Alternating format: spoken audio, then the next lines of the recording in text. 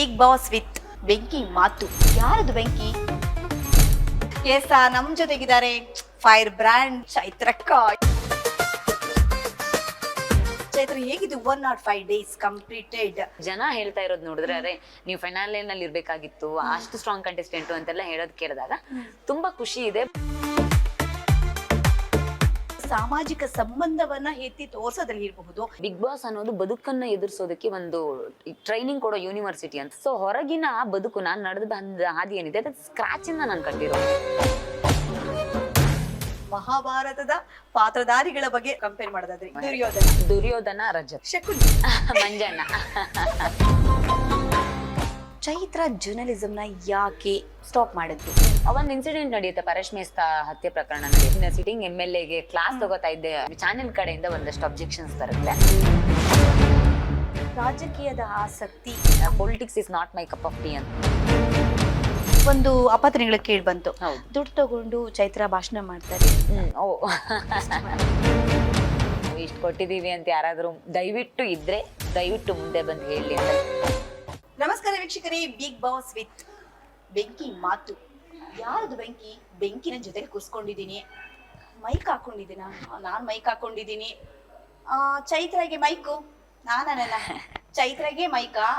ಯಾಕೆ ಬೇಕು ಗೊತ್ತು ನಿಮ್ಮೆಲ್ರಿಗೂ ಕೂಡ. ಒಂದ್ಸರಿ ಮಾಸ್ ಸ್ಟಾರ್ಟ್ ಆಯ್ತು ಅಂದ್ರೆ ನಾನು ಸುಮ್ಮನೆ ಹೀಗೆ ಕುತ್ಕೊಳ್ಬೇಕಾಗತ್ತೆ. ಯಾಕಂದ್ರೆ ನನ್ನ ಎಲ್ಲ ಇದನ್ನ ಪೋರ್ಷನ್ಸ್ ಅವರೇ ತಗೋಬಿಡ್ತಾರೆ ಅಂತ ಗೊತ್ತು. ಬಟ್ ಅವ್ರಿಗೆ ಅವಕಾಶ ಸಿಗೋಕ್ಕಿಂತ ಮುಂಚೆ ನಾನೇ ಎರಡು ಮಾತಾಡ್ಬಿಡ್ತೀನಿ. ಎಸ್, ನಮ್ ಜೊತೆಗಿದ್ದಾರೆ ಫೈರ್ ಬ್ರ್ಯಾಂಡ್ ನಮ್ಮ ಬೆಂಕಿ, ಒನ್ ಅಂಡ್ ಓನ್ಲಿ ನಮ್ಮ BBK ಚೈತ್ರಕ್ಕ. Yes, so welcome to the show Chaitra. Thank you. ಎಷ್ಟು ಸ್ಮೈಲ್ ಬಂದ್ಬಿಡ್ತಲ್ಲ, ಇದ್ರಲ್ಲೂ ಕೂಡ ತುಂಬಾ ದೊಡ್ಡದಾಗಿದೆ ನಿಮ್ಮ ಸ್ಮೈಲ್. ಎಸ್ ಚೈತ್ರ, ಹೇಗಿದ್ದು 105 days ಕಂಪ್ಲೀಟೆಡ್? ಖುಷಿನಾ? ಇನ್ನೊಂದ್ ಸ್ವಲ್ಪ ದಿನ ಬಾಕಿ ಉಳಿಸ್ಕೊಬಿಟ್ರಲ್ಲ? ಹಾಗ ಅನ್ಕೊಂಡಿದ್ದೆ ನಿಜವಾಗ್ಲು. ಇನ್ನೊಂದು 15 days ಇರೋವಾಗ ಯಾಕೆ ಹೊರಗಡೆ ಬಂದೆ ಅಂತ ಅನ್ಸಿದ್ದಿದೆ, ಬರುವಾಗ ಅನ್ಸಿದ್ದಿದೆ. ಬಂದ ಮೇಲೆ ಹಾಗೆ ಅನ್ನಿಸ್ಲಿಲ್ಲ. ಯಾಕೆಂದ್ರೆ ನಂಗೆ ಒಳಗಡೆ ಇರುವಾಗ ನಾನು ಇಷ್ಟ ದಿನ ಇದ್ದಿದೆ ದೊಡ್ಡದು ಅಂತ ಅನಿಸ್ತಿತ್ತು.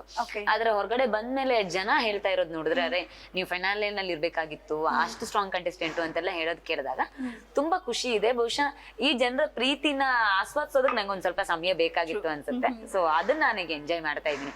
ಎಲ್ಲ ಒಂದ್ ಕಡೆ ಯೋಚನೆ ಮಾಡೋಕ್ಕೂ ಸಮಯ ಇಲ್ಲ ನನಗೆ, ನಾನು ಇರ್ಬೇಕಾಗಿತ್ತು ಅಂತ. ಅಷ್ಟು ಬಿಸಿ ಆಗಿದೆ ಈಗ. ಸೊ ಅಷ್ಟು ಬಿಸಿ. ಮೊದ್ಲೇ ನಿಮ್ದು ಜವಾಬ್ದಾರಿಗಳೇ ಜಾಸ್ತಿ ಇತ್ತು. ಒಂದ್ ಕಡೆ ಜವಾಬ್ದಾರಿ ಇತ್ತು, ಮತ್ತೊಂದ್ ಕಡೆ ವಿವಾದ ಇತ್ತು. ಎರಡನ್ನೂ ಕೂಡ ಹೇಗೆ ನಿಭಾಯಿಸ್ಕೊಂಡು ಈಗ ಮತ್ತಷ್ಟು ದುಪ್ಪಟ್ಟಾಯ್ತು ಅಂತ ಅನಿಸ್ತಾ ಇದ್ಯಾ? ಹೊರೆ ಅನಿಸ್ತಾ ಇದ್ಯಾ? ದುಪ್ಪಟ್ಟಾಗಿಲ್ಲ, ಇದನ್ನ 100 ಪಟ್ಟಾಗಿದೆ ಅಂತ ಹೇಳ್ಬೋದು. ಯಾಕಂದ್ರೆ ನಂದೊಂದು ಸೀಮಿತ ಚೌಕಟ್ಟಿತ್ತು. ಸೊ ಆ ವರ್ಗಕ್ಕೆ ಮಾತ್ರ ನಾನು ತಲುಪ್ತಿದ್ದೆ. ಆದ್ರೆ ಇವತ್ತಿಗೆ 2 ವರ್ಷದ ಪುಟ್ಟ ಮಗುವಿಂದ ಹಿಡಿದು 80-90 ವರ್ಷದ ಹಿರಿಯರ ತನಕ ಎಲ್ಲರೂ ಗುರುತಿಸ್ತಾರೆ, ಎಲ್ಲರೂ ಪ್ರೀತಿಸ್ತಾರೆ. ತಲುಪದೇ ಇದ್ದ ದೊಡ್ಡ ವರ್ಗಕ್ಕೆ ತಲುಪಿದೀನಿ, ಮನೆ ಹೆಣ್ಣು ಮಕ್ಳಿಗೆ ತಲುಪಿದೀನಿ. ಇಂಥ ಮನೆಗೆ ತಲುಪಿಲ್ಲ ಚೈತ್ರ ಅಂತ ಹೇಳೋ ಹಾಗಿಲ್ಲ ಅನ್ನೋ ಮಟ್ಟಿಗೆ ತಲುಪಿರೋದು ತುಂಬಾ ಖುಷಿ ಕೊಟ್ಟಿದೆ. ಯಾಕಂದ್ರೆ ಯಾರನ್ನೋ ಬಿಟ್ಟಿಲ್ಲ ಅಲ್ಲಿ. ಏನ್ ಮತ್ತೆ ಸ್ಪಾಂಟೇನಿಯಸ್ ಚಕ ಅಲ್ಲಿ ಸೆಕೆಂಡ್ ಥಾಟ್ ಇಲ್ಲ, ಥರ್ಡ್ ಇದೇ ಇಲ್ಲ, ಏನಿಲ್ಲ. ಅಲ್ಲಿ ಏನ್ ಅನ್ಸುತ್ತೋ ಆ ಮೊಮೆಂಟ್ಗೆ ಕರೆಕ್ಟ್ ಆಗಿ ಹೊಡಿತಾ ಇದ್ರಿ. ಬಟ್ ಇಷ್ಟು ನಿಮ್ಗೆ ಆಲೋಚನೆಗಳಂತ ಇದೆಯಲ್ಲ, ಅದು ಹೇಗೆ ಅದು ತ್ವರಿತವಾಗಿ ರ್ಯಾಪಿಡ್ ರೌಂಡ್ ತರ ಬರ್ತಾ ಇತ್ತು? ಹೇಗ್ ಸಾಧ್ಯ ಅದು? ಅದ್ ಗೊತ್ತಿಲ್ಲ, ಅದು ಅದೇ ಬೈ ಬರ್ತ್ DNA ನಲ್ಲೇ ಬಂದ್ಬಿಟ್ಟಿದೆ ಅನ್ಸುತ್ತೆ. ಅಪ್ಪಂದ್ ಅನ್ಕೋತೀನಿ. ಅಮ್ಮ ತುಂಬಾ ಮಾತಾಡಲ್ಲ, ನೀವು ನೋಡಿರ್ತೀರ ಫ್ಯಾಮಿಲಿ ರೌಂಡ್ ಅಲ್ಲಿ, ಅವ್ರು ಜಾಸ್ತಿ ಮಾತಾಡಲ್ಲ. ಬಟ್ ನಮ್ ಫ್ಯಾಮಿಲಿನಲ್ಲಿ ಯಾರು ಇಷ್ಟು ಮಾತಾಡೋರು ಇರ್ಲೇ ಇಲ್ಲ. ಅದು ಗೊತ್ತಿಲ್ಲ, ಪೂರ್ವಜನ್ಮ ಸುಕೃತ ಇರಬಹುದು. ಸೊ ಹಾಗಾಗಿ ಬಂದಿದೆ ಅಂತ ಅನ್ಕೋತೀನಿ. ಸೊ ಪೂರ್ವಜನ್ಮದ ಗಿಫ್ಟ್ ಇದು ಇರ್ಬಹುದು. ತುಂಬಾ ಜನ ಹಾಗೆ ಹೇಳ್ತಾರೆ. ಯಾಕಂದ್ರೆ ಮನೆಯಲ್ಲಂತೂ ಯಾರು ಅಷ್ಟ್ ಮಾತಾಡೋರಿಲ್ಲ. ನಮ್ಮ ಅಮ್ಮ ಯಾವಾಗ್ಲೂ ಹೇಳ್ತಿರ್ತಾರೆ. ಹಾಗಾಗಿ ಮೋಸ್ಟ್ಲಿ ಪೂರ್ವಜನ್ಮದ ಏನಾದ್ರು ಕ್ಯಾರಿ ಮಾಡ್ಕೊಂಡು ಇಲ್ಲಿ ತನಕ ಬಂದಿರ್ಬೋದು. ಯಾರು ಗಿಫ್ಟ್ ಆಗಿದ್ರೆ? ಅಪ್ಪಂದು. ಫುಲ್ ಅಪ್ಪಂದೆ. ಯಾಕಂದ್ರೆ ನಮ್ಮ ಅಮ್ಮಂಗ್ ಕೋಪ ಬರಲ್ಲ. ಸೊ ಅಪ್ಪನ್ ಕೋಪದಲ್ಲಿ, ಅಪ್ಪಂಗಿರೋ ಕೋಪದಲ್ಲಿ ಒಂದು 25% ಅಷ್ಟೇ ನನಗಿರೋದು ಕೋಪ ಅಷ್ಟೇ. ಮೀಟ್ ಮಾಡ್ಬೇಕು. ಸರಿ, ಮನೆಗೆ ವಿಸಿಟ್ ಕೊಟ್ಟಾಗ ಮಾತಾಡ್ತೀನಿ. ಸೊ ಹಾಗಾದ್ರೆ ಇಷ್ಟು ಕೋಪ ಇದ್ದಾಗ ನೀವು ಬಿಗ್ ಬಾಸ್ಗೆ ಆಫರ್ ಬಂತು. ಸೊ ಆ ಟೈಮಲ್ಲಿ ನೀವು ಒಪ್ಕೊಂಡ್ರಿ ಅಂತ ಅನ್ಸತ್ತೆ. ಸೊ ಏನಾದ್ರು ಯೋಚನೆ ಮಾಡ್ಬೇಕಾಗಿತ್ತ ಅವಾಗ? ನಾನು ಹೋದ್ರೆ ನನ್ನ ಒಂದು ಪರ್ಸನಾಲಿಟಿ, ನಿಮ್ಮ ಪರ್ಸನಾಲಿಟಿ ಏನಿದೆ, ನಾನಲ್ಲಿ ಹೊಂದಾಣಿಕೆ ಹಾಕ್ತೀನ? ಬಿಕಾಸ್ ಬಿಗ್ ಬಾಸ್ ಗೆ ಏನ್ ಬೇಕು ಕಂಟೆಂಟ್ ನಿಮ್ಗೆ ಗೊತ್ತು, ಬಟ್ ನಿಮ್ಮ ವ್ಯಕ್ತಿತ್ವ ಏನು ಅಂತ ನಿಮ್ಗೆ ಗೊತ್ತು. ಸೊ ಅದಕ್ಕೆ ಮ್ಯಾಚಿಂಗ್ ಆಗುತ್ತೆ ಅಂತ ಏನಾದ್ರು ನೀವು ಸ್ವಲ್ಪ ಥಾಟ್ ಸ್ಟಾರ್ಟ್ ಮಾಡಿಲ್ಲ? ಇಲ್ಲ, ನನ್ಗದೇನು ಇರ್ಲಿಲ್ಲ. ನಾನು ಬ್ಲಾಂಕ್ ಆಗಿದ್ದೆ. ಬಿಕಾಸ್ ನಾನು ತುಂಬಾ ಬಿಗ್ ಬಾಸ್ ಶೋಗಳನ್ನ ನೋಡ್ದವಳಲ್ಲ. ಆ ಶೋಗಳನ್ನ ಬೈಕೊಂಡು ನೋಡ್ತಿದ್ದವಳು, ಇದೆಲ್ಲ ಸ್ಕ್ರಿಪ್ಟೆಡ್ ಶೋ ಏನು ಅಂತ ಅನ್ಕೊಂಡು ನೋಡ್ಕೊಳ್ತಿದ್ದವಳು ನಾನು. ಆದ್ರೆ ಅದಾದ ನಂತರ ಬಂದಿರೋ ಇದು, ನನಗ್ ಒಂದ್ ಭಯ ಇತ್ತು ನನ್ನ ಕೋಪದ ಮೇಲೆ. ನನಗ್ ಕೋಪ ಬಂದ್ರೆ ಅದ್ರಿಂದ ಸಮಸ್ಯೆ ಆಗ್ಬಹುದು ಅನ್ನೋದೊಂದು ಭಯ ಇತ್ತು ನನಗೆ. ಅದು ಬಿಟ್ರೆ ನಾನು ಆ ಪ್ರಪಂಚಕ್ಕೆ ಹೊಂದ್ಕೊಳ್ತೀನೋ ಇಲ್ವೋ, ಅಲ್ಲಿ ಏನ್ ಕಂಟೆಂಟು, ಹೆಂಗ್ ನಡೆಯುತ್ತೆ, ಆ ಶೋ ಹೇಗ್ ನಡೆಯುತ್ತೆ, ಯಾವ್ದು ನನಗೆ ಗೊತ್ತಿಲ್ಲ. ಆ ಪ್ರಪಂಚನೇ ನನಗೆ ಹೊಸದು. ಸೊ ಹೊಸದಾಗಿರೋ ಪ್ರಪಂಚದ ಒಳಗಡೆ ಹೋದಾಗ ಅವ್ರ ಜೀವನ ಶೈಲಿ ಬೇರೆ ಇರುತ್ತೆ, ಅವ್ರ ನಡವಳಿಕೆಗಳು ಬೇರೆ ಇರುತ್ತೆ, ಅವ್ರ ಜೊತೆ ಹೇಗೆ ಹೊಂದ್ಕೊಳ್ತೀನಿ ಅನ್ನೋ ಭಯ ಇತ್ತು. ಬಟ್ ಜೊತೆಲಿ ಇದ್ದವರು ಅದಕ್ಕೆ ಸಾಥ್ ಕೊಟ್ರು. ಬಿಗ್ ಬಾಸ್ ಟೀಮ್ ಕೂಡ ಸಾಥ್ ಕೊಡ್ತು. ತುಂಬಾ ಖುಷಿ ಆಯ್ತು. ಸೂಪರ್. ಬಿಕಾಸ್ ಒಂದು ಪರ್ಸನಾಲಿಟಿನ ನಾವೇನಾದ್ರೂ ಇವತ್ತು ಬಿಗ್ ಬಾಸ್ ಅಲ್ಲಿ ನೋಡಿದ್ವಿ ಅನ್ನೋದಾದ್ರೆ, ಸೊ ಈ ಒಂದು ಕ್ರೆಡಿಟ್ ನಾನ್ ಕೊಡೋದಕ್ಕೆ ಇಷ್ಟಪಡ್ತೀನಿ as a personal thing. Because ನೀವಾಗೆ ಉಳ್ಕೊಂಡಿದ್ರಿ ಆ 105 ದಿನ, ನೀವಾಗೆ ಉಳ್ಕೊಂಡ್ರಿ. ವೆರಿ ಟಫೆಸ್ಟ್ ಜಾಬ್ ಅದು. ಆದ್ರೆ ಯಾವ ಒಂದು ಇದು ಬೇಕಾಗಿಲ್ವೋ, ಬಟ್ ನೀವು ಅದನ್ನ ಉಳಿಸ್ಕೊಂಡಿದಂತ ವ್ಯಕ್ತಿ ನೀವೇ, ದ ಫಸ್ಟ್ ಪರ್ಸನ್. ಸೊ ಅದು ಸಾಧ್ಯ ಆಯ್ತಾ? ಅಂದ್ರೆ ನನಗೆ ಒಂದು ಇತ್ತು, ಅಂದ್ರೆ ನಿಮಗ್ ಬದ್ಧತೆ ಇದ್ರೆ, ಯಾವ್ದಾದ್ರು ನಂಬಿಕೆ ಮೇಲೆ ಬದ್ಧತೆ ಇದ್ರೆ ಅದಕ್ಕೆ ನೀವು ನಿಂತ್ಕೋತೀರಾ. ನೀವು ನಿಂತ್ಕೊಂಡು ನಿಮ್ಮ ನಂಬಿಕೆ ಸ್ಟ್ರಾಂಗ್ ಆಗಿದ್ರೆ ಸುತ್ತ ಇರೋರು ಅದಕ್ಕೆ ಜೊತೆ ಆಗ್ತಾರೆ, ಹೆಗಲ್ ಕೊಡ್ತಾರೆ ಅಂತ ಅನ್ಸಿ. ನನ್ನ ನಂಬಿಕೆಗಳು ಏನಿದೆ, ನಾನು ಯಾವ್ದನ್ನು ಬಿಟ್ಕೊಳ್ತೀನಿ. ನಾನು ಹೀಗೆ ಬಟ್ಟೆ ಹಾಕೋದು, ನಾನು ಹೀಗೆ ಇರೋದು, ನಾನು ಯಾರ ಜೊತೆಗೂ ರಿಲೇಶನ್ಶಿಪ್ ಮಾಡಕ್ ಇಲ್ಲದ್ ಬಂದಿಲ್ಲ. ಸೊ ಇದೆಲ್ಲ ವಿಚಾರಗಳಲ್ಲಿ ನಾನು ಬಹಳ ಕ್ಲಿಯರ್ ಇದ್ದೆ. ಸೊ ಹಾಗಾಗಿ ನಾನು ಅಲ್ಲಿರೋ ಎಲ್ಲಾರ್ನು ಅಣ್ಣ ಅಂತ ಕರಿತಿದ್ದೆ. ಸೊ ಆ ಭಾವನೆ ಇದೆಯಲ್ಲ, ನೀವು ಜಿನಾಯ್ನ ಭಾವನೆ ಕೊಟ್ಟಾಗ ಆ ಕಡೆ ನಿಮ್ಗೆ ಅದೇ ಅಷ್ಟೇ ಜಿನಾಯ್ನ ಆಗಿರೋದು ಬರುತ್ತೆ. ಸೊ ನೀವು ಫೇಕ್ ಆಗಿದ್ರೆ ಆ ಕಡೆಯಿಂದಲೂ ಫೇಕ್ ಆಗಿರೋದು ಬರುತ್ತೆ. ನಾನು ಎಲ್ಲರನ್ನೂ ಮನಸ್ಸಿಂದ ಅಣ್ಣ ಅಂತ ಕರೆದ ಕಾರಣಕ್ಕೆ ಎಲ್ಲರೂ ನನ್ನನ್ನು ಅಷ್ಟೇ ಗೌರವದಿಂದ ಅಕ್ಕ ಅಂತ ಕರೆಯಕ್ ಪ್ರಾರಂಭ ಮಾಡಿದ್ರು. ಅಲ್ಲಿದ್ದವರೆಲ್ಲ ವಯಸ್ಸಲ್ಲಿ ದೊಡ್ಡವರು, ಬಟ್ ಎಲ್ಲರೂ ನನ್ನನ್ನು ಅಕ್ಕ ಅಂತ ಕರಿತಾ ಇದ್ರು. ಸೊ ನನಗೆ ಯಾವತ್ತು ಪ್ರೆಷರ್ ಬೀಳಲಿಲ್ಲ. ಈಗ ನಾನು ಹೀಗೆ ಬಟ್ಟೆ ಹಾಕೋದು ಅಂತ ಅಂದಾಗ್ಲೂ ಕೂಡ ಬಿಗ್ ಬಾಸ್ ಟೀಮ್ ಅದಕ್ಕೆ ಯಾವತ್ತು ಕಾನ್ಸೆಪ್ಟ್ ಗಳು ಬಂದಾಗ, ಟಾಸ್ಕ್ ಗಳು ಬಂದಾಗ, ರೆಸಾರ್ಟ್ ಟಾಸ್ಕ್ ಬಂದಾಗ, ರೆಸಾರ್ಟ್ ಟಾಸ್ಕ್ ಬೇಕಾಗಿರುವಂತ ಸಪ್ಲೈಯರ್ಸ್ ಗಳನ್ನ ಹಾಕ್ಬೇಕಾಗಿತ್ತು. ಬಟ್ ಬಿಗ್ ಬಾಸ್ ನಂಗೆ ಸ್ಪೆಷಲ್ ಆಗಿ ಸೀರೆ ಕಳ್ಸೋರು, ನೀವ್ ಇದನ್ನ ಹಾಕಿ ಅಂತ. ಎಲ್ಲಾರ್ಗು ಸಪ್ಲೈಯರ್ ಗಳದ್ದು ಪ್ಯಾಂಟ್ ಶರ್ಟ್ ಸೂಟ್ ಕಳ್ಸೋರು, ನನಗ್ ಮಾತ್ರ ಸೀರೆ ಕಳ್ಸಿದ್ರು. ಸೊ ಈ ತರ ನೀವು ಅದಕ್ಕೆ ನಿಂತ್ಕೊಂಡ್ರೆ, ನಿಮ್ದು ನೀವು ಪ್ರಾಮಾಣಿಕವಾಗಿದೆಯಾ ಅಂತ ಅನ್ಸಿದ್ರೆ ಸುತ್ತ ಇರೋ ವಾತಾವರಣ ಅದಕ್ಕೆ ಸಾಥ್ ಕೊಡುತ್ತೆ ಅಂತ ನಾನು ನಂಬ್ತೀನಿ. ಸೊ ವ್ಯಕ್ತಿತ್ವದಲ್ಲಿ ಬದಲಾವಣೆ ಮಾಡ್ಕೊಳ್ಬೇಕಾದ ಅವಶ್ಯಕತೆ ಇಲ್ಲ. ನಾನು ಇರೋದೇ ಹಿಂಗಪ್ಪ ಅಂತ ಅಂದಾಗ ಜೊತೆಲಿ ಇದ್ದವರೆಲ್ಲ ಅವಳು ಇರೋದೇ ಹಂಗೆ, ಅಡ್ಜಸ್ಟ್ ಆಗೋಣ ಅಂತ ಅವರೇ ಅಡ್ಜಸ್ಟ್ ಆಗ್ತಾರೆ. ಬೆಸ್ಟ್ ನಿದರ್ಶನ ಅದು ಚೈತ್ರನೇ. So one and only. ಆದ್ರೆ ಎಲ್ಲ ಅಂದ್ರೆ ಈ ಒಂದು ಬಿಗ್ ಬಾಸ್ ನ ಎಲ್ಲಾ ಕ್ಯಾಟಗರಿನೂ ವಾಚ್ ಮಾಡ್ತಾರೆ. ಸ್ಪೆಷಲಿ ಅದ್ರಲ್ಲಿ ಬಂದಾಗ ನಮ್ಮ ಮಹಿಳೆಯರು ಇರ್ತಾರಲ್ಲ, ಎಲ್ಲ ಕಡೆಯಿಂದ ಬಂದಿದ್ದಂತ ಒಂದೇ ಒಂದು ಒಪಿನಿಯನ್ ಏನು ಅಂತ ಅಂದ್ರೆ ಕ್ಯೂರಿಯಾಸಿಟಿ ಅಂತ ಹೇಳ್ಬೋದು. ಚೈತ್ರ ನೆಕ್ಸ್ಟ್ ವೀಕ್ ಏನೋ ಡ್ರೆಸ್ ಚೇಂಜ್ ಮಾಡ್ಬೋದು, ಬೇರೆ ತರ ಮಾಡರ್ನ್ ಹಾಕ್ಬೋದು, ನೆಕ್ಸ್ಟ್ ವೀಕ್ ಹಾಕ್ಬೋದು, ಬೇರೆ ಎಲ್ಲಾನು ಗಮನಿಸಿದಾಗ ಆ ಕಾಸ್ಟ್ಯೂಮ್ಸ್ ನ ಚೈತ್ರನಿಂದನೂ ನಿರೀಕ್ಷೆ ಮಾಡಿದವರಿದ್ದಾರೆ. ಬಟ್ ಫೈನಲಿ ಇಷ್ಟು 105 ದಿನಗಳು ಕೂಡ ಆ ಒಂದು ಯುನಾನಮಸ್ ಹೇಗೆ ನೀವು ಮೇಂಟೈನ್ ಮಾಡ್ಕೊಂಡು ಬಂದಿ ಅಂತ ಅಂದ್ರೆ, I think the first person you are only. ಆ ಒಂದು ಕಾಸ್ಟ್ಯೂಮ್, ಈ ಒಂದು ವಸ್ತ್ರದ ವಿನ್ಯಾಸದ ಇದು, ಈ ಕಾನ್ಸೆಪ್ಟ್ ಬಂದಿದ್ದು ಹೇಗೆ? ಈ ಭಾರತೀಯ ನಾರಿಗೆ ನೀವು ಅನ್ವರ್ತನಾಮ ಆಗೋಗ್ಬಿಟ್ರಲ್ಲ ಚೈತ್ರ. ಅಂದ್ರೆ ನೋಡಿ, ನನ್ನ ಜೀವನ ಶೈಲಿನೇ ಹಾಗೆ, ನಾನು ನಂಬಿರೋ ಸಿದ್ಧಾಂತ ಹಾಗೆ. ನಾನು ವೇದಿಕೆಯಲ್ಲಿ ನಿಂತು ಭಾಷಣ ಮಾಡ್ತೀನಿ ಅಂತ ಆದ್ರೆ, ಭಾರತೀಯ ಸಂಸ್ಕೃತಿ, ಭಾರತೀಯ ಹೆಣ್ಮಕ್ಳು ಹೀಗಿರ್ಬೇಕು, ವಿದೇಶಿಗರು ನಮ್ ಸೀರೆನ್ ಫಾಲೋ ಮಾಡ್ತಿದ್ದಾರೆ, ನಮ್ ಸಂಸ್ಕೃತಿನ ಫಾಲೋ ಮಾಡ್ತಿದ್ದಾರೆ ಅಂತ ನಾನೆಲ್ಲ ಭಾಷಣದಲ್ಲಿ ಹೇಳ್ತೀನಿ ಅಂದ್ರೆ, ಮೊದಲು ನಾನು ಅದನ್ನ ಅನುಸರಿಸ್ಬೇಕು ಜೀವನದಲ್ಲಿ. ನನಗ್ ಅದನ್ನ ಫಾಲೋ ಮಾಡಕ್ ಆದ್ರೆ ಮಾತ್ರ ನಾನು ಇನ್ನೊಬ್ರಿಗೆ ಪಾಠ ಮಾಡೋದಕ್ ಸಾಧ್ಯ ಅನ್ನೋದ್ರ ಮುಂಚಿಂದಲೂ ನಾನು ನಂಬಿರೋಳು. ಹಾಗೆ ಜೀವನದಲ್ಲಿ ಇದ್ದೆ ಕೂಡ. ಸೊ ನನಗೆ ನಾನೇನೋ ಹೊರಗಡೆ ಬಿಗ್ ಬಾಸ್ ಮನೆಗೋಸ್ಕರ ಯಾವ ಪರಿವರ್ತನೆ ಮಾಡ್ಕೊಂಡಿಲ್ಲ. ಹೊರಗಡೆ ನಾನು ಯಾವ ಬಟ್ಟೆ ಹಾಕ್ತಿದ್ದೆ ಅದೇ ಬಟ್ಟೆನ ಒಳಗಡೆನೂ ಹಾಕ್ತಿದ್ದೆ. ನಾನೇನು ಬಿಗ್ ಬಾಸ್ಗೋಸ್ಕರ ಪರ್ಚೇಸ್ ಮಾಡಿಲ್ಲ, ಎಲ್ಲೂ ಯಾವ ಪರ್ಚೇಸಿಂಗ್ನು ಮಾಡಿಲ್ಲ. ಮನೆಯಲ್ಲಿ ಯಾವ ಬಟ್ಟೆಗಳನ್ನ ಹಾಕೊಳ್ತಿದ್ದೆ ಅದೇ ಬಟ್ಟೆ, ಅದೇ ಸೀರೆ, ಅದೇ ಚೂಡಿದಾರ್ಗಳನ್ನ ಪ್ಯಾಕ್ ಮಾಡ್ಕೊಂಡು ಬಿಗ್ ಬಾಸ್ ಬಂದಿದ್ದೆ. ಸೊ ಅದ್ರಲ್ಲೇ ನಾನು ದಿನ ಕಳೆದೆ ಅಂತ. ನನ್ಗೆ ಅದನ್ನ ವಿಶೇಷ ಅಂತ ಅನ್ಸಲ್ಲ, ನಾನು ಇರೋದೇ ಹೀಗೆ, ಅದಕ್ಕೆ ಅಡ್ಜಸ್ಟ್ ಆದೆ ಅಂತ ಅಷ್ಟೇ. ಬಟ್ ಈಗ ನೋಡಿ, ನಾನು ಏನಾದ್ರೂ ಇವತ್ತು ಈ ಒಂದು ಕಾಸ್ಟ್ಯೂಮ್ ಹಾಕೊಂಡಿದೀನಿ ಅಂತಂದ್ರೆ just because of you. Because big boss ಈ ಕಾಸ್ಟ್ಯೂಮ್ಸ್ ನನ್ಗೆ ಗೊತ್ತಿತ್ತು ಚೈತ್ರ ಅಂದ್ರೆ ಒಂದು ಮೈಂಡ್ ಕ್ರಿಯೇಟ್ ಆಗೋಗ್ಬಿಟ್ಟಿತ್ತು ಮೈಂಡ್ ಅಲ್ಲಿ. So obviously she was like very ನಮ್ಮ ಭಾರತೀಯ ಸಂಪ್ರದಾಯ ಹೇಗಿದೆ ಟ್ರೆಡಿಷನಲ್ ಇದೆ ಹಾಕೊಳ್ತಾರೆ. ಈ ನಾನು ಮಾಡರ್ನ್ ಡ್ರೆಸ್ ವೇರ್ ಮಾಡೋದ್ರಲ್ಲಿ ಇದೇ ಇಲ್ಲ. ಸೊ ಹಾಗಾಗಿ ಇದೇ ಒಂದು ಕಾಸ್ಟ್ಯೂಮ್ ಇಟ್ಕೊಂಡು ನಾನು ಇವತ್ತು ನಿಮ್ ಮುಂದೆ ಈ ಒಂದು ಇಂಟರ್ವ್ಯೂ ಬಂದಿರೋದು. Yes, credit goes to you. And moreover ನಿಮ್ಮನ್ನ ಎಸ್ಪೆಷಲಿ ನಿಮ್ಮನ್ನ ನೋಡಿ ನಮ್ಮ ಮನೇಲಿ ತಗೊಳ್ಬೇಕಂದ್ರೆ ನಮ್ಮಮ್ಮ ನಿಮ್ಮ ಬೈದಿರೋದು ಉಂಟು, ನೋಡ್ ಕಲ್ತ್ಕೋ, ಎಷ್ಟು ಚೆನ್ನಾಗಿ ಕುಂಕುಮ ಇಟ್ಟಿದ್ದಾರೆ, ಎಷ್ಟು ಚೆನ್ನಾಗಿ ಹೂವು ಮುಡಿದಿದ್ದಾರೆ, ಸಾರಿ ಹಾಕೊಂಡಿದ್ದಾರೆ ಅಂತ. ಸೊ ಆ ಒಂದು ಇದ್ರಲ್ಲಿ ನೀವು ಹೆಂಗಸನ ಮನ್ಸನ್ನ ಗೆದ್ದಿದ್ದೀರ ಅನ್ನೋದಕ್ಕೆ ನೋ ಡೌಟ್. ಓಕೆ, ನಿಮ್ಗೆ ಒಂದು ಯಾವ್ದೇ ರೀತಿಯಾದಂತ ರಿಪೆಂಟ್, ಪಶ್ಚಾತ್ತಾಪ ಇಲ್ಲ, ನಾನು ಇನ್ನೂ ಸ್ವಲ್ಪ ದಿನ ಇರ್ಬೇಕಾಯ್ತು, ಈಗ ಆಲ್ರೆಡಿ ನಾನು ಮಾಡಿರೋದೇ ಬೆಸ್ಟ್ ಆಫ್ ಇದು ಅಂತ ಹೇಳ್ತೀರಾ? ಈ ಬಿಗ್ ಬಾಸ್ ಅನ್ನೋದು ನಿಮ್ಮ ವ್ಯಕ್ತಿತ್ವಕ್ಕೂ ನಿಮ್ಮ ದಳದ ವ್ಯಕ್ತಿತ್ವಕ್ಕೂ ಎಲ್ಲಾದ್ರೂ ಒಂದು ಕಡೆ ನಿಮ್ಗೆ ಅದು ತೊಡಕು ಅಂತ ಅನಿಸ್ತಾ? ಅಂದ್ರೆ ನೋಡಿ, ನೀವು ಅದು ವ್ಯಕ್ತಿತ್ವದ ಆಟ ಅನ್ನೋದಕ್ಕಿಂತ ಹೆಚ್ಚಾಗಿ ಆಯ್ಕೆಗಳ ಆಟ ಅಂತ ನಾನು ನಂಬ್ತೀನಿ. ಯಾಕೆಂದ್ರೆ ಬಿಗ್ ಬಾಸ್ ಯಾವ ಮನೆ ತರದ ಆಯ್ಕೆ, ಯಾವ ಮನಸ್ಥಿತಿ ಅಂದ್ರೆ ಆಯ್ಕೆ? ನೋಡಿ, ಸಂದರ್ಭಗಳ ಆಯ್ಕೆ. Okay. ಈಗ ನಿಮ್ಗೆ ಹೊರ ಪ್ರಪಂಚದಲ್ಲಿ ನಿಮ್ಗೆ ಇಂಥ ಸಂದರ್ಭಗಳು ಸಿಗೋದಿಲ್ಲ. ಆಟ ಅಂತ ಬಂದಾಗ ಇಲ್ಲಿ ಸ್ವಾರ್ಥಿಯಾಗಿರ್ಬೇಕಾಗುತ್ತೆ. ಹೊರ ಪ್ರಪಂಚದಲ್ಲಿ ನೀವು ಎಲ್ಲಾ ಸಂದರ್ಭದಲ್ಲೂ ಸ್ವಾರ್ಥಿಯಾಗಿರಲ್ಲ. ಎಲ್ಲೋ ಒಂದ್ ಕಡೆ ನಮ್ಮವ್ರಿಗೆ ಅಂತ ನಾವು ಬಿಟ್ಕೊಡ್ತೇವೆ. ಆದ್ರೆ ಬಿಗ್ ಬಾಸ್ ಮನೆ ಒಳಗಡೆ ನೀವು ಬಿಟ್ಕೊಟ್ರೆ ತಪ್ಪಾಗುತ್ತೆ. ಈಗ ಸ್ವಾಭಿಮಾನ ಅಂತ ಬಂದಾಗ ನನ್ಗೆ ಆಗದೆ ಇರೋರ ಹತ್ರ, ಮಾತಾಡದೆ ಇರೋರ ಹತ್ರ ನಾನು ಕೇಳಲ್ಲ ಅಂತ ನಾವು ಜೀವನದಲ್ಲಿ ಯಾವತ್ತೂ ಕೇಳಲ್ಲ. ಬಟ್ ಇಲ್ಲಿ ನೀವು ಕೇಳಬೇಕು. ಅದೇ ಬಿಗ್ ಬಾಸ್ ಆಟ. ನೀವು ಹೊರ ಪ್ರಪಂಚದಲ್ಲಿ ಯಾರ ಹತ್ರ ಜಗಳ ಮಾಡಿದ್ರೆ ಜೀವನದಲ್ಲಿ ಮುಖ ನೋಡಲ್ಲ ನಾನು. ಒಂದ್ಸಲ ಯಾರಾದ್ರೂ ಆಗಲ್ಲ ನಾನು ಜೀವನದಲ್ಲಿ ಮುಖ ನೋಡಲ್ಲ. ಬಿಗ್ ಬಾಸ್ ಮನೆ ಒಳಗೆ ಹಾಗಿರಕ್ ಆಗಲ್ಲ. ನೀವು ಜಗಳ ಮಾಡಿದ್ರೆ ನೆಕ್ಸ್ಟ್ ಡೇ ಇನ್ನೊಂದು ಟಾಸ್ಕ್ ಬರುತ್ತೆ, ಟೀಮ್ ಆಗ್ತೀರಿ, ಅವ್ರ ಜೊತೆಗೆ ಆಡ್ಬೇಕು, ಅವ್ರ ಜೊತೆಗೆ ಊಟ ಮಾಡ್ಬೇಕು. ಇದು ಗೇಮ್, ಇದು ಆಯ್ಕೆ ಅಂತ. ಸೊ ಅದ್ ನನ್ನ ವ್ಯಕ್ತಿತ್ವನ 200% ಅಲ್ಲ. ಯಾಕಂದ್ರೆ ನಾನು ಹೊರಗಡೆ ಇರುವ ವ್ಯಕ್ತಿತ್ವನೇ ಒಳಗಡೆ ಇರೋದಿಲ್ಲ. ನಾನು ಯಾರನ್ನಾದ್ರೂ ತಗೊಂಡೋಗಿ ಕಸದ ಬುಟ್ಟಿಗೆ ಹಾಕ್ಬೇಕು ಅಂತಂದ್ರೆ ನಾನು ಹಾಕಲ್ಲ. ಅದ್ ನನ್ನ ವ್ಯಕ್ತಿತ್ವ ಅಲ್ಲ ಹೊರಗಡೆ. ಬಟ್ ಬಿಗ್ ಬಾಸ್ ಮನೆ ಒಳಗಡೆ ಮಾಡ್ಬೇಕು, ಅದು ಟಾಸ್ಕ್ ಅಂತ. ಯಾರಿಗೂ ಕಷಾಯ ಕುಡಿಸ್ಬೇಕು, ನೀನ್ ದುರಾಂಕಾರಿ ಅನ್ನೋ ಕಾರಣ ಕಷಾಯ ಕುಡಿಸ್ತೀನಿ ಅಂತ ಅನ್ನೋದು ಹೊರಗಡೆ ಆಗಲ್ಲ. ಅದ್ರ ಒಳಗಡೆ ಅದ್ ಮಾಡ್ಬೇಕು. ಸೊ ನಿಮ್ಗೆ ಅದ್ ಪೂರ್ತಿ ವ್ಯಕ್ತಿತ್ವ ಅನ್ನೋದಕ್ಕಿಂತ ಹೆಚ್ಚಾಗಿ ಆಯ್ಕೆಗಳು ಅಂತ ಬಂದಾಗ ನೀವೆಷ್ಟು ಪ್ರಾಮಾಣಿಕವಾಗಿರ್ತೀರಾ, ನಿಮ್ಮ ಮನಸ್ಸಿನ ಒಳಗಿನ ಭಾವನೆಗಳನ್ನ ಎಷ್ಟು ಹೇಳ್ಕೊಡೋದಕ್ಕೆ ತಯಾರಾಗಿರ್ತೀರಾ, ಎಲ್ಲೂ ಯಾರಿಗೂ ಬಕೆಟ್ ಹಿಡಿದೆ ಹೆಂಗ್ ಬದುಕ್ತೀರಾ ಅನ್ನೋದಷ್ಟೇ.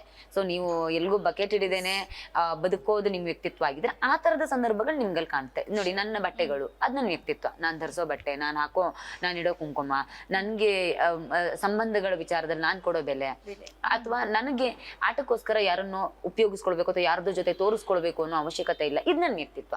ಇದೆಲ್ಲ ಕಡೆ ಕಾಣುತ್ತೆ. ಅದರಿಂದ ಆಚೆಗೆ ಟಾಸ್ಕು ಚಟುವಟಿಕೆ ಅಂತ ಬಂದಾಗ ಅದೆಲ್ಲೂ ವ್ಯಕ್ತಿತ್ವ ಅಂತ ನನ್ಗೆ ಅನ್ಸೋದಿಲ್ಲ. ಒಂದು ಕಡೆ ಹಿಂದುತ್ವ, ಸಂಘಟನೆ, ಹೀಗೆ ಸಾಮಾಜಿಕ ಇದರಲ್ಲಿ ಚಟುವಟಿಕೆ ಸಿಕ್ಕಾಬಟ್ಟೆ ನಿಮ್ಮನ್ನು ನೀವೇ ತೊಡಗಿಸ್ಕೊಂಡಿದ್ರಿ.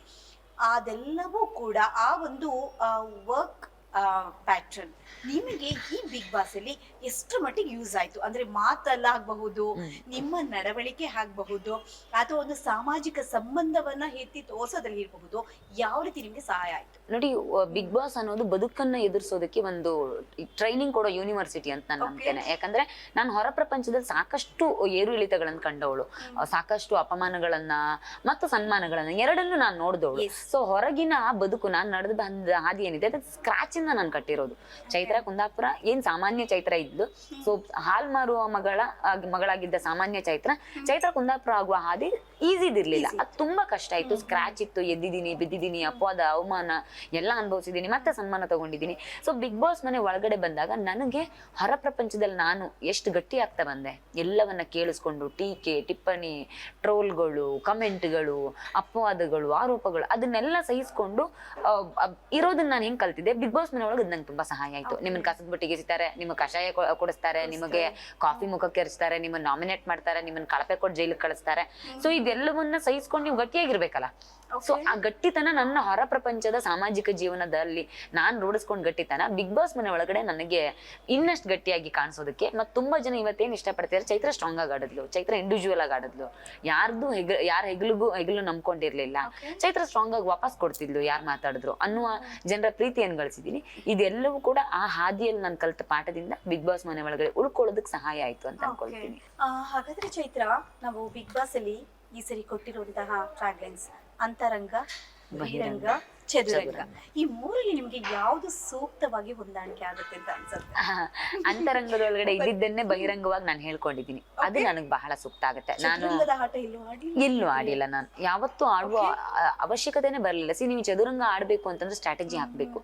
ನಿಮಗ್ ಚದುರಂಗಕ್ಕೆ ಯಾರನ್ನ ಹೊಡೆದ್ರೆ ನಾನು ಉಳ್ಕೋತೀನಿ ಅನ್ನೋ ತಿಳ್ಕೊಬೇಕು. ಬಟ್ ನಾನು ಇಡೀ ಹಾದಿಯಲ್ಲಿ ಎಲ್ಲೂ ಯಾರನ್ನಾದ್ರೂ ಹೊಡಿಬೇಕು ಅಂತ ಯೋಚನೆ ಮಾಡ್ಲಿಲ್ಲ. ಅಂತರಂಗದೊಳಗಡೆ ಏನ್ ಅನ್ನಿಸ್ತಿತ್ತು ಅದನ್ನೇ ಬಹಿರಂಗವಾಗಿ ಹೇಳ್ಕೊಂಡಿದೀನಿ. ಹಾಗೆ ಬಹಿರಂಗವಾಗಿ ಹೇಳ್ಕೊಂಡ ಕಾರಣಕ್ಕೆ ಎಲ್ಲರ ಹತ್ರ ಟೀಕೆ, ಟಿಪ್ಪಣಿ, ಅಪಮಾನಗಳನ್ನ ಅನುಭವಿಸಿದೀನಿ. ಆದ್ರೆ ಗಟ್ಟಿಯಾಗಿ ನಿಂತಿದ್ದೀನಿ. ಬಹುಶಃ ಎಲ್ಲಾದ್ರೂ ಚದುರಂಗ ಆಡಿದಿದ್ರೆ ಫಿನಾಲೆ ತನಕ ಬರ್ತಿದ್ದೆ ಅನ್ಸುತ್ತೆ. ಈ ಗಟ್ಟಿತನ ಅನ್ನೋದು ಬಿಗ್ ಬಾಸ್ ಬರಕ್ಕಿಂತ ಮುಂಚೆನೆ ಇತ್ತು. ನಾನ್ ನಡೆದು ಬಂದ ಹಾದಿನೇ ಹಾಗೆ. ನನ್ನ ಫೀಲ್ಡ್ ಅಲ್ಲಿ ಬೇರೆ ಯಾರು ಹೆಣ್ಮಕ್ಳಿಲ್ಲ. ಸೊ ಈ ಫೀಲ್ಡ್ ಅಲ್ಲಿ ಹೆಣ್ಮಕ್ಳು ನಿಲ್ಲೋದಷ್ಟು ಸುಲಭನೂ ಅಲ್ಲ, ಬಹಳ ಕಷ್ಟ.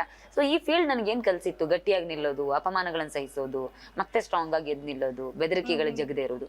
ಇದು ನನಗ್ ಬಿಗ್ ಬಾಸ್ ಮನೆ ಒಳಗಡೆ ತುಂಬಾ ಸಹಾಯ ಆಯ್ತಷ್ಟೇ. ಹೊರಗಡೆ ಸಹಜವಾಗಿತ್ತು ನನ್ ಬದುಕಿನಲ್ಲಿ. ಮತ್ತೊಂದು ಕಡೆ ಬಿಗ್ ಬಾಸ್ ಅಲ್ಲಿ ಪ್ರತಿ ವೀಕೆಂಡ್ ಸ್ಪೆಷಲ್ ಅಲ್ಲಿ ಕೂಡ ಯಾವುದೋ ಒಂದು ಟಾಸ್ಕ್ ಬಂದಾಗ, ಆ ನೆಗೆಟಿವ್ ಶೇಡ್ ಅಂತ ಬಂದಾಗ ಪ್ರತಿಯೊಬ್ರು ನಿಮ್ಮ ಮೇಲೆ ಅದನ್ನ ಹೇರುವಂತ ಪ್ರಯತ್ನ ಮಾಡ್ತಾ ಇದ್ರು. ಹೌದು. ಅದನ್ನ ನಿಮ್ಗಲ್ಲಿದ್ದಾಗ ಹೇಗೆ ಅದನ್ನ ಸಹಿಸ್ಕೊಳ್ತಾ ಇದ್ರಿ, ಹೇಗೆ ಅದನ್ನ ಒಂಥರ ಆ ಸ್ವೀಕರಿಸುವಂತ ಒಂದು ಸಮಾನ ಮನಸ್ಥಿತಿ ಹೇಗ್ ಬಂತು Chaitra? We are all normal human being, ಅದರಲ್ಲೂ ವಿ ಆರ್ ಫೀಮೇಲ್ಸ್, ಲೈಕ್ ಬೇಗ ನಮ್ಗೆ ಆ ನೋವು ಅನ್ನೋದು ಮುಖದಲ್ಲಿ ವೇದನೆ ವ್ಯಕ್ತ ಆಗುತ್ತೆ. ಬಟ್ ನೀವು ಅದನ್ನೆಲ್ಲ ಟಾಲರೇಟ್ ಮಾಡ್ತಾ ಇದ್ರಿ. ನಿಜ. ಅಂದ್ರೆ ನನಗೆ ಹೊರಗಡೆನು ಟೀಕೆ ಟಿಪ್ಪಣಿಗಳನ್ನ ಕೇಳೋ ಅಭ್ಯಾಸ ಇತ್ತು. ಅಂಡ್ ನನಗ್ ಒಳಗಡೆ ಇದ್ದವ್ರು ಇವ್ರೇನ್ ಕೊಡೋದು, ಇದಕ್ಕಿಂತ ದೊಡ್ಡದ್ ನಾನ್ ನೋಡ್ ಬಂದಿದ್ದೀನಿ, ನನ್ಗೇನಿತ್ತು ಆಗಲ್ಲ, ಈ ಹೋಗ್ರಪ್ಪ. ಯಾಕಂದ್ರೆ ಅಲ್ಲಿ ಅಂತ ನೆಕ್ಸ್ಟ್ ಟೈಮ್ ನನ್ ಚೈತ್ರಕಾಂತ್ ಅವರೇ ಕರೀತಾರೆ. ಅಂಡ್ ಅಲ್ಲಿರೋರು ಬಹಳ ಕೆಲವ್ರು ಗೊತ್ತಿತ್ತು ನಾನು ಏನು ಅಂತ. ಅಂಡ್ ಇದಕ್ಕೆಲ್ಲ ನಾನ್ ಜಗೋಳಲ್ಲ ಅಂತಲೂ ಗೊತ್ತಿತ್ತು. ಅಂಡ್ ನಾನ್ ಯಾರ ಜೊತೆ ಟೀಮ್ ಅಪ್ ಆಗಲ್ಲ, ಗ್ರೂಪಿಸಮ್ ಮಾಡಲ್ಲ ಅನ್ನೋದು ಎಲ್ಲರಿಗೂ ಗೊತ್ತಿತ್ತು. ಹಂಗಾಗಿ ನಾನು ಒಂದು ಸೇಫ್ ಟಾರ್ಗೆಟ್ ಆಗಿದ್ದೆ. ಈಸಿ. ಚೈತ್ರಂಗ್ ಹೇಳ್ಬಿಟ್ರೆ ಈಸಿ, ನಾವು ಬೇರೆ ಯಾರದು ನಿಷ್ಠೂರ ಆಗಲ್ಲ. ಎಲ್ರು ಚೈತ್ರಂಗ್ ಹೇಳ್ಬಿಟ್ರೆ ಚೈತ್ರ ಒಬ್ಳೆ ಇದಾಗ್ತಾಳೆ, ಯಾರ್ದು ನಾವು ಇನ್ನೊಬ್ರು ನಿಷ್ಠೂರ ಕಟ್ಕೋಬೇಕಾಗಿಲ್ಲ ಅಂತ. ಬಟ್ ನಾನು ವೆರಿ ಫ್ರಾಂಕ್ ಆಗಿದ್ದೆ. ನನಗೆ ಯಾರ ಜೊತೆ ಸಂಬಂಧ ಕಟ್ಕೊಂಡು ಯಾರ ಜೊತೆ ರಿಲೇಶನ್ಶಿಪ್ ನನಗೇನು ಆಗ್ಬೇಕಾಗಿಲ್ಲ. ಇದ್ರೆ ಇರ್ತೀನಿ, ಇಲ್ಲ ಹೋಗ್ತೀನಿ ಅಷ್ಟೇ. ಅಲ್ಲ, ಎಲ್ಲರೂ ಬೇಜಾರಾದಾಗ ಸಮಾಧಾನ ಮಾಡ್ಕೊಂಡು ಚೈತ್ರ ಇರ್ತಿದ್ರು. ಆದ್ರೆ ವೀಕೆಂಡ್ ನಾಮಿನೇಷನ್ ಅಂತ ಬಂದಾಗ ನಿಮ್ ಜೊತೆಗಿರೋ ನಿಮ್ನ ತಗೊಳ್ತಾ ಇದ್ರು. ಆ ಟೈಮಲ್ಲಿ ನಿಮ್ಗೆ ಏನ್ ಅನ್ಸಿರ್ಬೇಕು? ಈ ಒಂದು ಅದನ್ನ ಅಕ್ಸೆಪ್ಟ್ ಮಾಡುವಂತಹ ಒಂದು ಇರುತ್ತಲ್ಲ ಮೈಂಡ್ ಸೆಟ್, ವೆರಿ ಟಫ್ ಅನ್ಸ್ತಿಲ್ವಾ? ಇಲ್ಲ, ನನಗೆ ಯಾವತ್ತೂ ಟಫ್ ಅನ್ಸಿಲ್ಲ. ಯಾಕೆಂತಂದ್ರೆ ಜೊತೆಲಿ ಇದ್ದವರೇ ಬೆನ್ನಿಗೆ ಚೂರಿ ಹಾಕಿರೋದನ್ನ ರಿಯಲ್ ಲೈಫ್ ಅಲ್ಲೂ ನಾನು ನೋಡಿದೀನಿ. ಹಾಗಾಗಿ ಜೀವನದಲ್ಲೇ ಅದನ್ನ ಅನುಭವಿಸಿ ತುಂಬಾ ದೊಡ್ಡದನ್ನ ಕಳ್ಕೊಂಡಿರೋ ನನಗೆ ಈ ಆಟದಲ್ಲಿ ಅದನ್ನ ಅನುಭವಿಸೋದು ತುಂಬಾ ದೊಡ್ಡದು ಅಂತ ಯಾವತ್ತೂ ಅನ್ಸಿಲ್ಲ. ನಾನು ಅಷ್ಟು ಗಟ್ಟಿಯಾಗಿದ್ದ ಕಾರಣಕ್ಕೆ ಇಲ್ಲಿ ತನಕ ಉಳ್ಕೊಳ್ಳೋದಕ್ಕೆ ಸಾಧ್ಯ ಆಗಿದೆ ಇಷ್ಟು ರಿಸ್ಕಿ ಫೀಲ್ಡ್ ನಲ್ಲಿ. ಸೊ ಹಂಗಾಗಿ ನನಗಿದೇನೋ ವಿಶೇಷ ಇವ್ರು ಹಿಂಗೆ ಅನ್ನೋದು ನನಗೆ ನನಗ್ ಮನುಷ್ಯರನ್ನ ಸಹಜವಾಗಿ ಬೆರೆಯುವಾಗ್ಲೇ ಅರ್ಥ ಆಗ್ಬಿಡುತ್ತೆ. ಇವ್ರು ನಂಬಿಕೆಗೆ ಅರ್ಹರಲ್ಲ, ಇವ್ರು ಇಷ್ಟೇ ಅನ್ನೋದು ಅರ್ಥ ಆಗ್ಬಿಡುತ್ತೆ. ಆಗ ಅವ್ರು ನಗ್ತಾ ಬಂದ್ರೆ ನಗ್ತಾ ಇರ್ತೀನಿ, ಆತರ ಸಮಾಧಾನ ಮಾಡ್ತೀನಿ ಅಷ್ಟೇ. ಸೊ ಒಂದ್ ಅಂದಾಜ್ ಬದುಕು ಅನ್ನೋ ಅನುಭವ ಏನಿದೆ ಅಲ್ಲ, ಈ ಅನುಭವ ಪಾಠ ಕಲ್ಸ್ಬಿಟ್ಟಿದೆ. ಇವ್ರು ಇಷ್ಟೇ, ಹಿಂಗ್ ಇಲ್ಲಿ ಮಾತಾಡ್ತಾರೆ, ನೆಕ್ಸ್ಟ್ ಹೋಗಿ ಹಿಂದ್ಗಡೆ ಮಾತಾಡ್ತಾರೆ ಅನ್ನೋದು ಗೊತ್ತಾಗ್ಬಿಡುತ್ತೆ. ಆ ವೈಬ್ ನಂಗೆ ಗೊತ್ತಾಗ್ಬಿಡುತ್ತೆ. ಹಂಗಾಗಿ ನಾನು ಅವ್ರೇನೋ ನನ್ನ ಲೈಫಲ್ಲಿ ವ್ಯಾಲ್ಯೂಡ್ ಪರ್ಸನ್ ಆಗಿದ್ರೆ ಮಾತ್ರ ನಂಗೆ ಅದು ನೋವಾಗುತ್ತೆ. ಅವ್ರಿಗೆ ನಾನು ವ್ಯಾಲ್ಯೂನೇ ಕೊಡಲ್ಲ, ಅವ್ರು ಏನೂ ಅಲ್ಲ ನನ್ನ ಲೈಫಲ್ಲಿ, ದೇ ಆರ್ ನಥಿಂಗ್ ಅಂತ ಅನ್ನೋವಾಗ ನಂಗೆ ಅವ್ರು ಏನಾದ್ರು ಅಂದ್ರೆ ನಂಗೆ ನೋವಾಗ್ಬೇಕು. ಹೇಳ್ತೀನಿ, ವೆರಿ ರೀಸೆಂಟ್ ನೀವು ಎಲಿಮಿನೇಷನ್ ಆಗೋ few days back, so weekend with ಅಲ್ಲಿ ಸುದೀಪ್ ಸರ್ ಇರ್ತಾರೆ. ಸೊ ನಿಮ್ಗೆಲ್ರು ಕೂಡ ವಿಲನ್ ಒಂದು ಕೊಡ್ತಾರೆ. ಆಗ ನಿಮ್ಮಲ್ಲಿರುವಂತಹ ಮತ್ತೊಬ್ರು ಕಂಟೆಸ್ಟೆಂಟ್ ಹೇಳ್ತಾರೆ, ಸೊ ನಾವು ಲೇಟ್ ಆಗಿ ಬಂದ್ರು ನಾವು ಇಷ್ಟು ಇದೇ ತೋರಿಸ್ತಾ ಇದೆ, ನಮ್ಮ ಕೆಪಬಿಲಿಟಿ ಏನು, ನಮ್ಮ ಎಫಿಷಿಯನ್ಸಿ ಏನು ಅಂತ. The fraction of second it self taunt ಕೊಡ್ತೀರಾ ನೋಡಿ. ಅಂದ್ರೆ ನೀವು ಮೋಸ್ಟ್ಲಿ ಅದನ್ನ ಹೇಳ್ತಾ ಇದ್ದೀನಿ, ಎಲ್ರು ಜೋಕರ್ ಜೋಕರ್ ಜೋಕರ್ ಅಂತ ಹಾಕಿದ್ದಾಗ ಜೋಕರ್ ಆಸ್ಕರ್ ಗೆದ್ದಿರೋ ಕತೆ ಕೇಳಿದೀನಿ ನಾನು. ಅದನ್ನ ಹೇಳಿದ್ರಿ ನೀವ್ ಹೇಳಿ, ನಾನು ಬಂದಿರೋದು ಇಲ್ಲಿ ನಿಮ್ಮನ್ನ ಗೆಲ್ಲಕ್ಕಲ್ಲ, ನಾನು ಇರೋದು ಇಲ್ಲಿ ಕೋಟಿ ಜನರನ್ನ ಗೆಲ್ಲೋದಿಕ್ಕೆ, ಅವ್ರಿಗಿದ್ರೆ ಸಾಕು ಅಂತ. ಅದ್ ಹೀಗೆ ಅಲ್ಲಿ ಯಾವ್ದೇ ರೀತಿಯಿಂದ ರೀಟೇಕ್ ಇಲ್ಲ ಅಥವಾ ಎಡಿಟೆಡ್ ವರ್ಷನ್ ಅಲ್ಲ, ಏನೂ ಅಲ್ಲ. ಸೊ ಅದು ಒಂದು ಸ್ಪಾಂಟೇನಿಯಸ್ ಆಗಿ ಬಂತು. So how it's possible? ನನಗೆ ಶಾಕ್ ಆಗಿದೆ. ನನಗೆ ಕ್ಲಾರಿಟಿ ಇದೆ, ನಾನ್ ಏನ್ ಮಾಡ್ತಿದ್ದೀನಿ ಅನ್ನೋದ್ರ ಬಗ್ಗೆ ಕ್ಲಾರಿಟಿ ಇದೆ. ಅಲ್ಲಿ ಹೋಗ್ತಾ ಹೋಗ್ತಾ ನಿಮ್ಗೆ ಹೆಂಗ್ ಅನ್ಸುತ್ತೆ, ನಿಮ್ಗೆ ಅಲ್ಲಿರೋರನ್ನ ಯಾರನ್ನು ಏನ್ ಮೆಚ್ಚಿಸ್ಬೇಕಾದ ಅವಶ್ಯಕತೆ ಇಲ್ಲ ಅಂತ ನಿಮ್ಗೆ ಗೊತ್ತಾಗ್ಬಿಡುತ್ತೆ. ಏನಂದ್ರೆ ಇವ್ರು ಚೈತ್ರದ ಹೆಸರು ತಗೊಳ್ಳೋದು, ಇವ್ರಿಗೆ ಏನ್ ನೆಗೆಟಿವ್ ಏನಿದ್ರು ಚೈತ್ರ ಹೆಸರು ತಗೋಬೇಕು, ಪಾಸಿಟಿವ್ ಏನಿದ್ರೆ ಇವ್ರಿಗೆ ಬೇಕಾಗಿರೋರು ಕೊಟ್ಕೋಬೇಕು. ಅವ್ರಿಗೆ ಇವ್ರು ಕೊಟ್ರೆ ಅವ್ರಿಗೆ ವಾಪಸ್ ಕೊಡ್ತಾರೆ, ಅವ್ರವ್ರದ್ದು ಒಂದ್ ಜೋಡಿ ಇರುತ್ತೆ, ಇಬ್ಬಿಬ್ರು ಅವ್ರು ಇವ್ರಿಗೆ ಕೊಡ್ತಾರೆ, ಇವ್ರವ್ರಿಗೆ ಕೊಡ್ತಾರೆ ಅನ್ನೋ ತರ. ನನಗೆ ಆ ತರದ ಇದು ಹಂಗಿರ್ಲಿಲ್ಲ. ಅಂಡ್ ನಾನ್ ನಿಮ್ ಯಾರು ಹಂಗಲ್ಲೂ ಬದುಕ್ತಾ ಇಲ್ಲ, ನಂಗೆ ಅವಶ್ಯಕತೆ ಇಲ್ಲ ಅನ್ನೋದು ಮೈಂಡ್ ಬಂದಾಗ ತುಂಬಾ ಕ್ಲಿಯರ್ ಆಗಿದ್ದೆ. ಇಲ್ಲಿರೋರೆಲ್ಲ ಬರೀ ನೆಗೆಟಿವೇ ಮಾತಾಡೋರು. ಸೊ ನಾನ್ ಅಷ್ಟಾದ್ರೂ ನಾನು ಇಲ್ಲಿ ಉಳ್ಕೊಂಡಿದೀನಿ ಅಂತ ಜನ ನನ್ನ ಇಷ್ಟಪಡ್ತಿದ್ದಾರೆ. ಸೊ ಆ ಕ್ಲಾರಿಟಿ ಇದ್ದ ಕಾರಣಕ್ಕೆ ನಂಗೆ ಏನ್ ಅನ್ಸುತ್ತೆ ಅದನ್ನ ಓಪನ್ ಆಗಿ ಹೇಳ್ಬಿಡ್ತಿದ್ದೆ ಅಷ್ಟೇ. ಈಗ ಅಲ್ಲಿ ಬಿಗ್ ಬಾಸ್ ನಾವು ಸ್ಪರ್ಧೆಗಳ ಬಗ್ಗೆ ಮಾತಾಡಿದ್ರೆ ಡೇ 1 ಇಂದ ಸೊ ಟಿಲ್ ಟುಡೇ ಎಲ್ಲರೂ ಕೂಡ ಒಂದ್ ರೀತಿ ನಟನೆಯಲ್ಲಿ ಪಳಗ್ದವರು, ಒಂದೊಂದು ಬೇರೆ ಬೇರೆ ಒಂದು ಕ್ಷೇತ್ರದಲ್ಲಿ ಬಂದವಂತರು. ಆದ್ರೆ ನಿಮ್ದು ಹೊರತುಪಡಿಸಿದ್ರೆ, ಬಿಕಾಸ್ ನೀವು ಒಬ್ಬರೇ ಅಲ್ಲಿ ಎಕ್ಸ್ಕ್ಲೂಸಿವ್ ಆಗಿ ನಿಂತಿದ್ದೀಯ. ಸೊ ನಿಮ್ಮ ಒಂದು ಜವಾಬ್ದಾರಿ, ಸಾಮಾಜಿಕ ಜವಾಬ್ದಾರಿಯ ವ್ಯಕ್ತಿಯಾಗಿ ನೀವು ಅಲ್ಲಿ ಬಂದಾಗ, ಅವನ್ನೆಲ್ಲ ನಿಮ್ಗೆ ನೋಡಿದಾಗ, ನಾನು ಇವರೊಟ್ಟಿಗೆ ಇವರ ಮಧ್ಯದಲ್ಲಿ ನಿಲ್ಲೋದಕ್ಕೆ ಸಾಧ್ಯ ಆಗತ್ತಾ ಅನ್ನೋ ಒಂದು ಅಳಕೆ ಏನಾದ್ರು ಯಾವತ್ತಾದ್ರೂ ಬಂತಾ? ಫಸ್ಟ್ ಇತ್ತು, ನಾನು ಹೋಗ್ತಾ ಇರುವಾಗ ಬಹಳ ಇತ್ತು. ಯಾಕಂದ್ರೆ ನಂದಲ್ಲದ ಪ್ರಪಂಚ ಸಿನಿಮಾ ಇಂಡಸ್ಟ್ರಿ, ಆ ಇಂಡಸ್ಟ್ರಿ ಅವ್ರನ್ನ ಒಪ್ಕೊಳ್ತಾರೋ ಇಲ್ವೋ, ಅವ್ರುಗಳು ಒಂದು ಟೀಮ್ ಅಪ್ ಆಗ್ಬಿಡ್ಬಹುದು ಅನ್ನೋದೆಲ್ಲ ಅಳಕಿತ್ತು. ಆದ್ರೆ ಅದೇ ನೀವು ಗಟ್ಟಿಯಾಗಿದ್ರೆ ಸುತ್ತ ಇರೋರು ನಿಮಗ್ ಬಾಗ್ತಾರೆ ಅಂತಾರಲ್ಲ, ಸೊ ಆ ತರದ್ ಒಂದು ಇದೆ. ಹೋಗ್ತಾ ಹೋಗ್ತಾ ನನಗೆ ಏನ್ ಹಬ್ಬ ಅಂದ್ರೆ ಏನ್ ಮಾಡ್ತಾರೆ, ನಾಮಿನೇಷನ್ ಮಾಡ್ತಾರಷ್ಟೇ. ಹಬ್ಬ ಅಂದ್ರೆ ಏನ್ ಮಾಡ್ತಾರೆ, ಕಳಪೆ ಕೊಡ್ತಾರಷ್ಟೇ, ಅಷ್ಟೇ ತಾನೆ, ಕೊಡ್ಕೊಳ್ರಪ್ಪ ಅನ್ನೋ ತರಕ್ ಸೆಟ್ ಆದೆ. ಸೊ ಹಾಗಾಗಿ ಮತ್ತೆ ನಾನು ನರಕದಲ್ಲಿ ಇದ್ದಾಗ ತುಂಬಾ ಸ್ಟ್ರಾಂಗ್ ಆಗಿದ್ದೆ. ಸೊ ಅದು ಅವ್ರಿಗೂ ಎಲ್ಲೋ ಒಂದ್ ಕಡೆ ಅನ್ಸೋದು. ಹಾಗಾಗಿ ಜೈಲ್ ಅಂತ ಬಂದಾಗ ಅದ್ ನಿಮ್ಗೆ ತುಂಬಾ ಬೇಸರ, ಶುರು ಬೇಜಾರಾಗೋದು, ಆಮೇಲೆ ಅಭ್ಯಾಸ ಆಗೋಯ್ತು. ಅಂದ್ರೆ ಏನ್ ಹಬ್ಬ ಬಂದ್ರೆ ಇಷ್ಟ ತಾನೆ, ಇನ್ನೇನ್ ಮಾಡ್ತಾರೆ ಅನ್ನೋ ತರ ಅನ್ನಿಸ್ಬಿಡ್ತು. ಮತ್ತೆ ಅದನ್ನ ಸ್ವೀಕಾರ ಮಾಡ್ಕೊಳಕ್ ರೆಡಿ ಆದೆ. ನಾನ್ ನಿಮ್ಗೆ ಒಂದು ಇಂಪಾರ್ಟೆಂಟ್ ಪ್ರಶ್ನೆ ಕೇಳಲೇಬೇಕು. ಚೈತ್ರ ಅಂತ ಅಂದ್ರೆ ಇದುವರೆಗೂ ಬಿಗ್ ಬಾಸ್ ಅಲ್ಲಿ ಒಂದ್ ರೀತಿ ಯಾವುದೇ ಒಂದು ಸಂದರ್ಭ ಸನ್ನಿವೇಶಗಳನ್ನ ನಮ್ಮ ಇಂಡಿಯನ್ ಮೋಸ್ಟ್ ಗ್ರೇಟೆಸ್ಟ್ ಎಪಿಕ್ಸ್ ಮಹಾಭಾರತದ ಜೊತೆಗೆ ತುಲನೆಯನ್ನ ಮಾಡ್ತಾ ಇದ್ರಿ. ಒಂದೊಂದು ಕ್ಯಾರೆಕ್ಟರ್ ಒಂದೊಂದು ಸನ್ನಿವೇಶ ಅಂದ್ರೆ ಇದು ನನ್ನ ಸಮರ್ಥನೆ ಅಂತ ನಾನು ಹೇಳ್ತಾ ಇಲ್ಲ, ಬಟ್ ಆ ಹೋಲಿಕೆ ಹೇಗಿತ್ತು ಅಂದ್ರೆ ವಾಸ್ತವವನ್ನ ನಮ್ಗೆ ಅರಿವನ್ನ ಮೂಡಿಸುವಂತದಿತ್ತು. ಆ ಮಹಾಭಾರತವನ್ನ ಇಷ್ಟೊಂದು ನೀವು ತಿಳ್ಕೊಂಡಿರೋ ಚೈತ್ರ, ಅಲ್ಲಿರುವಂತಹ ಒಂದೊಂದು ಕ್ಯಾರೆಕ್ಟರ್ನ ನಿಮ್ಮ ಇಷ್ಟವಾದಂತಹ ಮಹಾಭಾರತದ ಪಾತ್ರಧಾರಿಗಳ ಬಗ್ಗೆ ಅಲ್ಲ ನಿಜವಾದಂತಹ ವ್ಯಕ್ತಿಗಳ ಜೊತೆ ನೀವು ಕಂಪೇರ್ ಮಾಡೋದಾದ್ರೆ ಯಾವ್ದು ಕಂಪೇರ್ ಮಾಡ್ತೀರಾ? ನಿಮ್ಮಲ್ಲೇ ಬಂದ್ಬಿಡ್ಲಿ, ನೀವ್ ಹೆಸರು ಹೇಳ್ತಾ ಹೋಗಿ. ನಾನು ದುರ್ಯೋಧನ ರಜತ್. ಓಕೆ. ಕರ್ಣ ಶಿಶಿರಣ್ಣ. ಓಕೆ. ಶಕುನಿ ಮಂಜಣ್ಣ. ಮಂಜಣ್ಣ. ಓಕೆ. ಅರ್ಜುನ. ತ್ರಿವಿಕ್ರಮಣ್ಣ. ಕುಂತಿ. ಗೌತಮಿ. ಅಂದ್ರೆ ಯಾವ ರೀತಿ ಸಹಿಸುವಂತ ಸಹಿಸ್ಕೊಳ್ತಾರೆ, ಮತ್ತೆ ಅದೇ ಜೆಲ್ ಆಗ್ತಾರೆ ಎಲ್ರ ಜೊತೆಗೆ. ನಿಮ್ಮ Krishna. Okay. Very important because ನಿಮ್ಮ ಫೇವ್ರೇಟ್ ಇದು.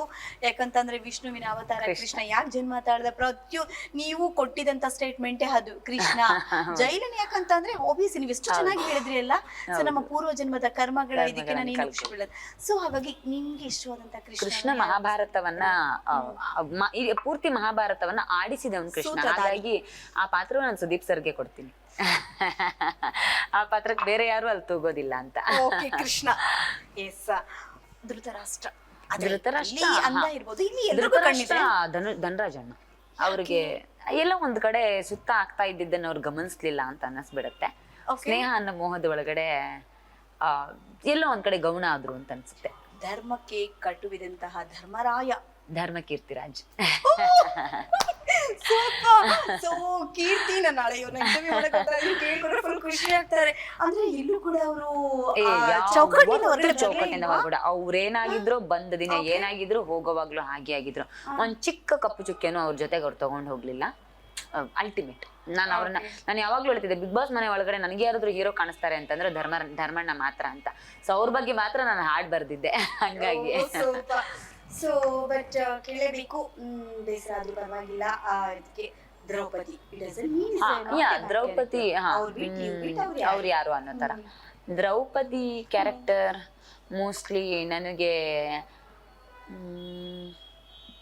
ದ್ರೌಪದಿ ಅನುಷಾ. ಯಾಕೆಂದ್ರೆ ದ್ರೌಪದಿ ಅಂದ್ರೆ ಬೆಂಕಿಯಲ್ಲಿ ಹುಟ್ಟಿದವಳು ಅಂತ. ಅವಳು ಧೈರ್ಯ, ಫೈಟರ್, ಅಗ್ನಿಪುತ್ರಿ ಅಂತಲೇ ಕರೀತಾರೆ ದ್ರೌಪದಿನ. ಅನುಷಾ ಮತ್ತು ಸೌಂದರ್ಯದಲ್ಲಿ ಅಪ್ರತಿಮ ಸೌಂದರ್ಯ ಆಗಿದ್ಲು ದ್ರೌಪದಿ. ಹಾಗಾಗಿಯೇ ವಿರಾಟ ರಾಜನ ಆಸ್ಥಾನದಲ್ಲಿ ಇದ್ದಾಗ್ಲೂ ಅವಳು ಸೌಂದರ್ಯದಿಂದಲೇ ಎಲ್ರು ಕಂಡುಹಿಡಿತಾ ಇದ್ರು. ಅಪ್ರತಿಮ ಸುಂದರಿ ಮತ್ತು ಹಿಡಿದ ಆಟ ಬಿಡದ ಆಟ ಮಾರಿ. ಅವಳು ಬೇಕು ಅಂದ್ರೆ ಬೇಕು ಅನ್ನೋ ತರ ಚಲಗತ್ತಿ. ಸೊ ಆ ಎಲ್ಲ ಕ್ಯಾರೆಕ್ಟರ್ಸ್ ಅನುಷಾ ಅಲ್ಲಿ ಕ್ಲಿಯರ್ ಆಗಿ ಕಾಣುತ್ತೆ. ಸೌಂದರ್ಯದಲ್ಲೂ ಧೈರ್ಯದಲ್ಲೂ ಛಲದಲ್ಲೂ ಅವಳು ಆ ಕ್ಯಾರೆಕ್ಟರ್ ಸೂಟ್ ಆಗ್ತಾಳೆ. ಹಂಗಾಗಿ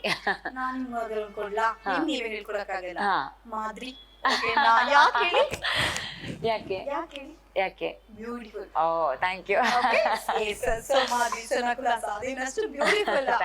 ಇದಕ್ಕೆ ಜನ್ಮ ಕೊಟ್ಟಂತ ಸೊ ನಮ್ಮ ಪಾಂಡುವಿನ ಎರಡನೇ ಪತಿ. ಬಟ್ ನಿಜ ಲೈಫಲ್ಲಿ ಚೈತ್ರ ಇನ್ನು ಮದುವೆ ಆಗಿಲ್ಲ.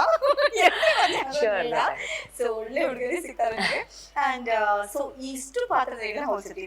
ನಿಮ್ಮ ಒಂದು ಅನಿಸಿಕೆ ಪ್ರಕಾರ ಈ ಬಿಗ್ ಬಾಸ್ ನ ಇಷ್ಟು ಆಟ ನೋಡಿದ್ರೆ, ಇಷ್ಟು ದಿನಗಳನ್ನ ಅಲ್ಲಿ ಕಳೆದಿದ್ದೀರಾ, ಯಾರು ವಿನ್ನರ್ ಆಗ್ಬೇಕು ಅಂತ ನಿಮ್ಗೆ ಅನ್ಸತ್ತೆ?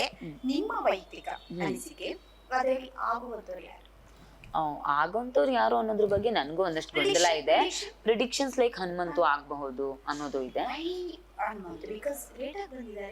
ಹೌದು, ವೈಲ್ಡ್ ಕಾರ್ಡ್ ಅಲ್ಲಿ ಬಂದಿದ್ದಾರೆ. ಆದ್ರೆ ವೈಲ್ಡ್ ಕಾರ್ಡ್ ಎಂಟ್ರಿ ಅಂತ ಯಾವತ್ತೂ ಅನ್ನಿಸದೇ ಇರೋ ಹಾಗೆ ಆಟ ಆಡಿದ್ದಾರೆ, ಮತ್ತೆ ಜನರ ಪ್ರೀತಿ ಗೆದ್ದಿದ್ದಾರೆ. ಸೊ ಈಗ ಆ ವಿಚಾರದಲ್ಲಿ ಎಲ್ಲೋ ಒಂದ್ ಕಡೆ ಜನರ ಮನಸ್ಸು ಗೆಲ್ತಿದ್ದಾರೆ ಅನ್ನೋದು ನನಗೆ ಅನಿಸುತ್ತೆ. ಹಾಗಾಗಿ ಆಗಬಹುದು ಅನ್ನೋ ಸಾಧ್ಯ. ಹೊರಗಡೆ ಬಂದ್ಮೇಲೆ ಅದೇ ಜನಗಳು ಯಾವ ರೀತಿಯಾದಂತ ಕೆಲವೊಬ್ರು ತಮ್ಮ ಒಂದು ಒಪಿನಿಯನ್ ಏನ್ ಮಾಡ್ತಾ ಇದ್ದಾರೆ ಅಂದ್ರೆ, ಮುಗ್ಧತೆಯ ಸೋಗಿನಲ್ಲಿ ಇರುವ ಬುದ್ಧಿವಂತ. ಇದನ್ನ ನಾನು ಹೇಳಿದ್ದೀನಿ. He is very brilliant. ಅವ್ರು ತುಂಬಾ ಬುದ್ಧಿವಂತ. ಯಾವುದು ಅಲ್ಲಿ ನಾವು ಇನ್ನೋಸೆಂಟ್ ಅನ್ಕೊಳ್ಳೋ ಮುಗ್ಧತೆನ ಎಲ್ಲಿ ಬಳಸ್ಬೇಕು ಅಂತ ಗೊತ್ತಿರೋ ಬುದ್ಧಿವಂತ. ಎಲ್ಲಿ ಅಷ್ಟೇ ಬಳಸ್ಬೇಕು ಅಂತ ಗೊತ್ತಿರೋ ಬುದ್ಧಿವಂತ. ನೋಡೋದಿಕ್ಕೆ ಎಷ್ಟೋ ಜನಗಳು ಪಾಪ ನಮ್ಮ ಕುರುವ ಅಂತ ಅನ್ಸ್ಕೊಂಡ್ರು, ಇದು ಮುಗ್ಧ ಅಂತ ಅನ್ಸ್ಕೊಂಡ್ರು. ಬಟ್ ಈ ಒಂದು ಬಿಗ್ ಬಾಸ್ ಮನೆಯವರ ಮತ್ತೊಂದು ವ್ಯಕ್ತಿನ ಅನಾವರಣ ಮಾಡಿತ್ತು ಅಂತ ಅನ್ಸುತ್ತೆ. ಅಂದ್ರೆ ನೋಡಿ, ನಿಮಗೆ ಮೊನ್ನೆ ಫಿನಾಲೆಗೆ ಆಯ್ಕೆ ಮಾಡುವಾಗ್ಲೇ, ಮೊನ್ನೆ ವೀಕೆಂಡ್ ನ ಎಪಿಸೋಡ್ ನೋಡ್ತಾ ಇದ್ದೆ, ಸುದೀಪ್ ಸರ್ ಹೇಳ್ತಾ ಇದ್ದೆ, ಮೋಕ್ಷಿತಾ ಅವ್ರನ್ನ ಆಯ್ಕೆ ಮಾಡೋದಕ್ಕೆ ಏನ್ ಕಾರಣ ಅಂತ ತಗೊಂಡಾಗ ಅವ್ರು ಚೆನ್ನಾಗಿ ಆಟ ಆಡಿದ್ದಾರೆ ಅಂತ ಅಷ್ಟೇ ಕೊಟ್ರು. ಬಟ್ ಮೋಕ್ಷಿತಾ ಇಟ್ ಸೆಲ್ಫ್ ಅವ್ರು ಕೊಟ್ಟ ಆನ್ಸರ್ ಇಂದ ಹಿಡಿದು ಸುದೀಪ್ ಸರ್ ಮಾತಾಡಿದ ತನಕ ಎಲ್ಲವನ್ನೂ ಕಂಪೇರ್ ಮಾಡಿದ್ರೆ ಎಷ್ಟು ಬುದ್ಧಿವಂತ ಹನುಮಂತು ಅನ್ನೋದು ಅರ್ಥ ಆಗುತ್ತೆ ನಿಮ್ಗೆ. ಒಬ್ಬ ವೀಕ್ ಕ್ಯಾಂಡಿಡೇಟ್ ನ ಫಿನಾಲೆಗೆ ತಗೊಂಡೋದ್ರೆ ಉಳಿದಿರೋ ಯಾರು ಸ್ಟ್ರಾಂಗ್ ಕ್ಯಾಂಡಿಡೇಟ್ ಹೊರಗಡೆ ಹೋಗ್ತಾರೆ ಅನ್ನೋ ಕ್ಯಾಲ್ಕುಲೇಷನ್ ಮಾಡಿ ಅವ್ರಿಗೆ ಕೊಟ್ಟಿದ್ದು ಅನ್ನೋದು ಒಳಗಡೆ ಅಲ್ಲಿ ಮೋಕ್ಷಿತಾ ಉಳಿದವರೆಲ್ಲರೂ ಕೂಡ ಅದನ್ನ ಮಾತಾಡ್ಕೊಂಡಿದ್ದಾರೆ. ಸೊ ಅಷ್ಟು ಬುದ್ಧಿವಂತ ಇರುವವನು, ಬುದ್ಧಿವಂತಿಕೆ ಯಾವಾಗ ಬರುತ್ತೆ ಅಂದ್ರೆ ಮುಗ್ಧತೆ ಸತ್ರೆ ಮಾತ್ರ ನೀವು ಬುದ್ಧಿವಂತರಾಗೋಕ್ ಸಾಧ್ಯ. ಯಾವ ವ್ಯಕ್ತಿಯ ಒಳಗಡೆ ಮುಗ್ಧತೆ ಇರುತ್ತೆ ಅವ್ನು ಯಾವತ್ತೂ ಬುದ್ಧಿವಂತ ಆಗೋಕ್ ಸಾಧ್ಯ ಇಲ್ಲ. ಸೊ ಮುಗ್ಧತೆಯನ್ನು ಎಲ್ಲಿ ಮಾತ್ರ ಬಳಸ್ಬೇಕು ಅಲ್ಲಿ ಮಾತ್ರ ಬಳಸ್ಬಲ್ಲ ಅಂತ ಬುದ್ಧಿವಂತ ಹನುಮಂತು. ನನಗ್ ಬಹಳ ಸಲ ಏನ್ ಅನ್ಸಿದೆ ಅಂದ್ರೆ, ಫಾರಿನ್ಗೆಲ್ಲ ಹೋಗಿ ಶೋ ಕೊಟ್ಟಿರೋ ಹುಡುಗ ಇಲ್ಲಿ ಬಂದ್ರೆ ಟಾಯ್ಲೆಟ್ ಯೂಸ್ ಮಾಡಕ್ ಗೊತ್ತಿಲ್ಲ ಅಂತ ಹೇಳೋದು ನನಗೆಲ್ಲ ಒಂದ್ ಕಡೆ ನಿಜಾನ ಅಂತ ಅನ್ಸಿರೋದಿದೆ. ಸೊ ನಾನು ಯಾವತ್ತು ನಾವು ರೆಸಾರ್ಟ್ ಹಾಸ್ಕೊಂಡು ನಮ್ಮ ಟೀಮಲ್ಲೇ ಇದ್ದು ನಾನು ಯಾವತ್ತು ರೆಸಾರ್ಟ್ ಹೋಟೆಲ್ಗೆ ಹೋಗಿಲ್ಲ ಅಂತಲೇ ಹೇಳಿದ್ರು ಅವರು. ಬಟ್ ಹಂಗೇನಿಲ್ಲ, ಶೋಗಳು ಮಾಡಿದ್ರೆ ನಮ್ಮೂರ್ಗು ಬಂದು ಹೋಟೆಲ್ಗೆಲ್ಲ ಉಳ್ಕೊಂಡಿದ್ದಾರೆ. ಸೊ ಅದೆಲ್ಲ ಒಂದ್ ಕಡೆ ನನ್ಗೆ ನಿಜಾನ ಅಂತ ಅನ್ಸಿರೋದಿದೆ. ಸೊ ಆ ಹಂತದಲ್ಲಿ ಗೊಂದಲಗಳಿದೆ, ಬಟ್ ಜನರ ಮನ್ಸ್ ಗೆದ್ದಿದ್ದಾನೆ. ಆ ವಿಚಾರದಲ್ಲಿ ಬುದ್ಧಿವಂತ ಅದು ಇರಬಹುದು. ಅದನ್ನ ನಾನು ಸುಳ್ಳು ಅಂತ ಹೇಳಲ್ಲ. ಕೆಲವರೊಬ್ಬೊಬ್ರು ಕಂಫರ್ಟೆಬಿಲಿಟಿಗೆ ಬಿಡುತ್ತೆ ಅದು. ಸೊ ಅವ್ನ್ ಸ್ನಾನ ಮಾಡೋದಿಲ್ಲ ಅನ್ನೋದನ್ನ ನಾನು ದೊಡ್ಡ ವಿಷಯ ಅಂತ ಅನ್ಸಲ್ಲ ನನಗೆ. ದೊಡ್ಡ ಚರ್ಚೆಗಳಾಗಿದೆ. ಬಟ್ ನನ್ಗೆ ಅನ್ಸುತ್ತೆ ಅದೊಂದು ರಿಯಾಲಿಟಿ ಇರ್ಬೋದು. ನಿಜವಾಗ್ಲೂ ಅವ್ನ ಮನೆ ಊರಲ್ಲೂ ಹಾಗೆ ಇರಬಹುದು. ಸ್ನಾನನ 2-3 ದಿನಕ್ಕೊಂದ್ಸಲ ಮಾಡೋರು ಇದ್ದಾರೆ, ನಾನು ನೋಡಿದ್ದೀನಿ. ಹಾಗಾಗಿ ಅದೇನು ಸುಳ್ಳು ಹೇಳ್ತಿದ್ದಾನೆ ಅಂತ ಅನ್ಸಲ್ಲ. ಅದ್ ಬಿಟ್ಟು ಬುದ್ಧಿವಂತ ಅನ್ನೋದಂತೂ ನಿಜ. ಅವ್ನು ಸುಳ್ಳು ಹೇಳಲ್ಲ. ನನಗೇನು ಸುಳ್ಳು ಹೇಳ್ತಿದ್ದಾನೆ ಅಂತ ಅನ್ಸಲ್ಲ ಹನುಮಂತು. ಬಟ್ ಬುದ್ಧಿವಂತ, ಯಾವ್ದು ವರ್ಕ್ ಆಗುತ್ತೆ ಅನ್ನೋದು ಗೊತ್ತಿರೋಷ್ಟು ಬುದ್ಧಿವಂತ, ಯಾವ್ದು ಪ್ರೊಮೋ ಕಂಟೆಂಟ್ ಆಗುತ್ತೆ ಅಂತ ಅನ್ನೋದು ಗೊತ್ತಿರೋಷ್ಟು ಬುದ್ಧಿವಂತ ಅಂತ. ನನಗೆ ಒಂದ್ಸಲ ಅನ್ಸಿದೆ, ಒಂದ್ಸಲ ಯಾವ್ದೋ ಟಾಸ್ಕ್ ಆಡುವಾಗ ಜಾರ್ ಬಿದ್ದೆ. ಯಾಕೋ ಜಾರ್ ಬಿದ್ದೆ ಅಂತ ಕೇಳಿದ್ರೆ ಸುಮ್ನೆ ರೊಕ್ಕ ಇದು ಪ್ರೊಮೋ ಕಂಟೆಂಟ್ ಆಗುತ್ತೆ ಅಂತ ಅಂದಿದ್ದ. ಹಿ ನೋಸ್ ಅಂದ್ರೆ 2-3 ರಿಯಾಲಿಟಿ ಶೋ ಆಗಿರೋದ್ರಿಂದ ಅವ್ರಿಗೆ ಗೊತ್ತಿದೆ, ಬುದ್ಧಿವಂತ ಇದೆ. ಇದುವರೆಗೂ ಎಲಿಮಿನೇಟ್ ಆಗಿದಂತ ಎಲ್ಲ ಸ್ಪರ್ಧೆಗಳಲ್ಲಿ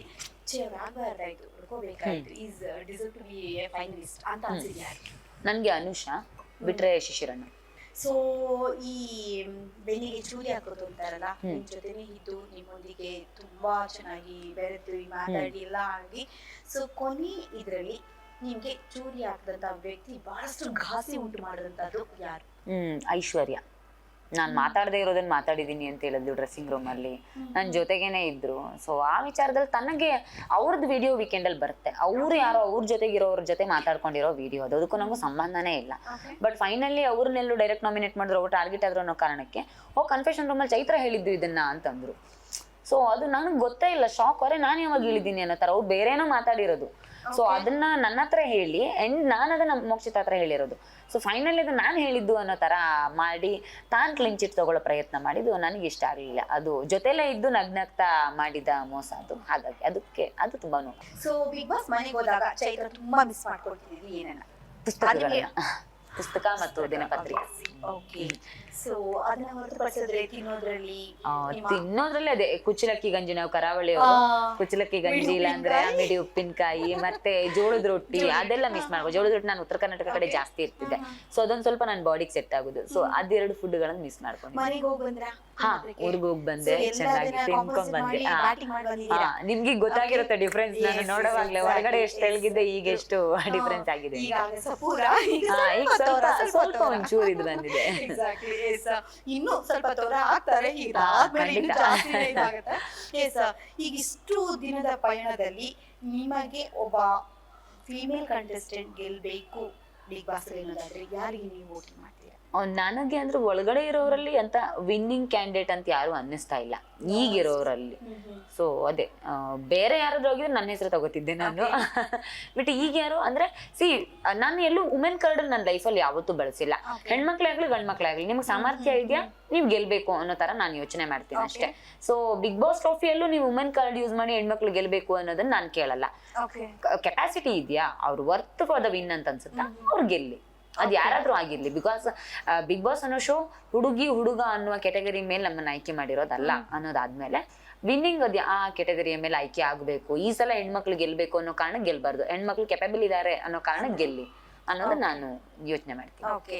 ಅಲ್ಲಿ ಯಾರಾದ್ರೂ ಒಬ್ರು ಸಿಂಪತಿ ಅನ್ನೋ ಒಂದು ಪ್ಲೇ ಕಾರ್ಡ್ ಇಟ್ಕೊಂಡು ಅದನ್ನ ಪ್ಲೇ ಆಡ್ತಾ ಇದ್ದಾರೆ ಮಾತಾಡಿದ್ರೆ ಯಾರು ಎಲ್ಲರೂ ಎಲ್ಲರೂ ಇಂಥವ್ರಲ್ಲ ಅಂತಿಲ್ಲ, ಎಲ್ಲರೂ ಒಂದೊಂದ್ ತರ ಸಿಂಪತಿ ಕಾರ್ಡ್ ಪ್ಲೇ ಮಾಡೋರೆ.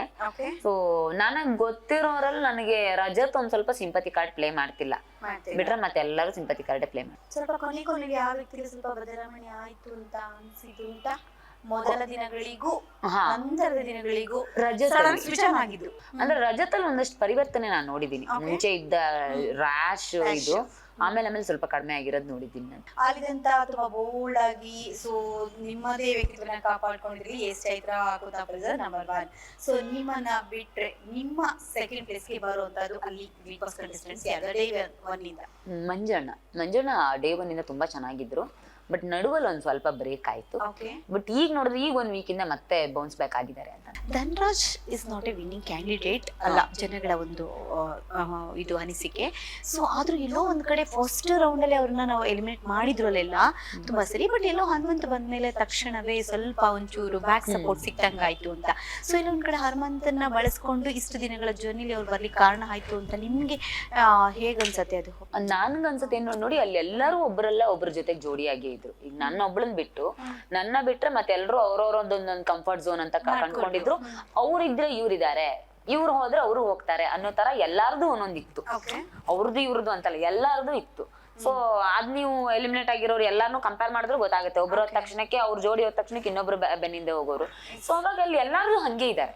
ಆ ಧನರಾಜಣ್ಣ ಹನುಮಂತಣ್ಣ ಅಂತಲ್ಲ, ಮೋಸ್ಟ್ಲಿ ನಾನ್ ಬಿಟ್ರೆ ಉಳಿದಿರೋರು ಎಲ್ರು ಹಾಗೆ ಇದ್ರು ಅನ್ಕೋತೀನಿ. ನಾನು ಬೆಟರ್ ರಂಜಿತ್ ಅಣ್ಣ ನಾನ್ ನೋಡ್ದಂಗೆ ಬಟ್ ಮತ್ತೆಲ್ಲಾರು ಅವ್ರ ಜೊತೆಗೆ ಇವ್ರ ಜೋಡಿ, ಅವ್ರ ಜೊತೆಗೆ ಇವ್ರ ಜೋಡಿ ಅನ್ನೋದ್ ಬಿಟ್ರೆ ಮತ್ತೆ ಒಬ್ರು ಹೋದ ತಕ್ಷಣಕ್ಕೆ ಇನ್ನೊಬ್ರು ಹೋಗ್ತಾರೆ ಅನ್ನೋ ಕಾರಣಕ್ಕೆ ಅವ್ರ ಬೆನ್ನಿಗೆನೆ ಇನ್ನೊಬ್ರು ಹೋಗಿದ್ದಾರೆ ಅಂತ ನಂಗೆ ಅನ್ಸುತ್ತೆ. ನಂಗೆ ಧನರಾಜಣ್ಣ ಒಬ್ರದ್ದು ಅದು ವಿಶೇಷ ಅಂತ ಅನ್ಸಲ್ಲ ನನಗೆ. ಇನಿಷಿಯಲಿ ಸ್ಟಾರ್ಟಿಂಗ್ ಡೇಸ್ ಅಲ್ಲಿ ಒಂದು ಬ್ಯಾಡ್ ಇನ್ಸಿಡೆಂಟ್ ಆಯ್ತು, ನೀವು ಮತ್ತೆ ಮಾನಸ ಅಂದ್ರೆ ಒಬ್ರಿಗೊಬ್ರು ಸಪೋರ್ಟ್ ಮಾಡುವಂತ ಇದ್ರಲ್ಲಿ ರಂಜಿತ್ ಮತ್ತೆ ಜಗದೀಶ್ ಮನೆಯಿಂದ ಹೊರಗಡೆ ಬರುವಂತ ಪ್ರಸಂಗ ಆಯ್ತು.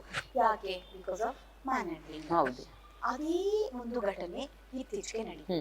ಯಾರು? ಭವ್ಯ ಹನುಮಂತಿಗೆ ಯಾವ ಕಾರಣಕ್ಕೆ ಕಪಾಲ ಮುಷ್ಟ ಆಯ್ತು ಅದು ಗೊತ್ತಿಲ್ಲ. ಅವ್ರನ್ನ ಸಮರ್ಥಿಸ್ಕೊಳ್ಬಹುದು, ಜಸ್ಟಿಫಿಕೇಶನ್ ಕೊಡಬಹುದು, ಬಟ್ ಅವರನ್ನು ಯಾಕೆ ಮನೆಯಿಂದ ಕಳಿಸ್ಲಿಲ್ಲ?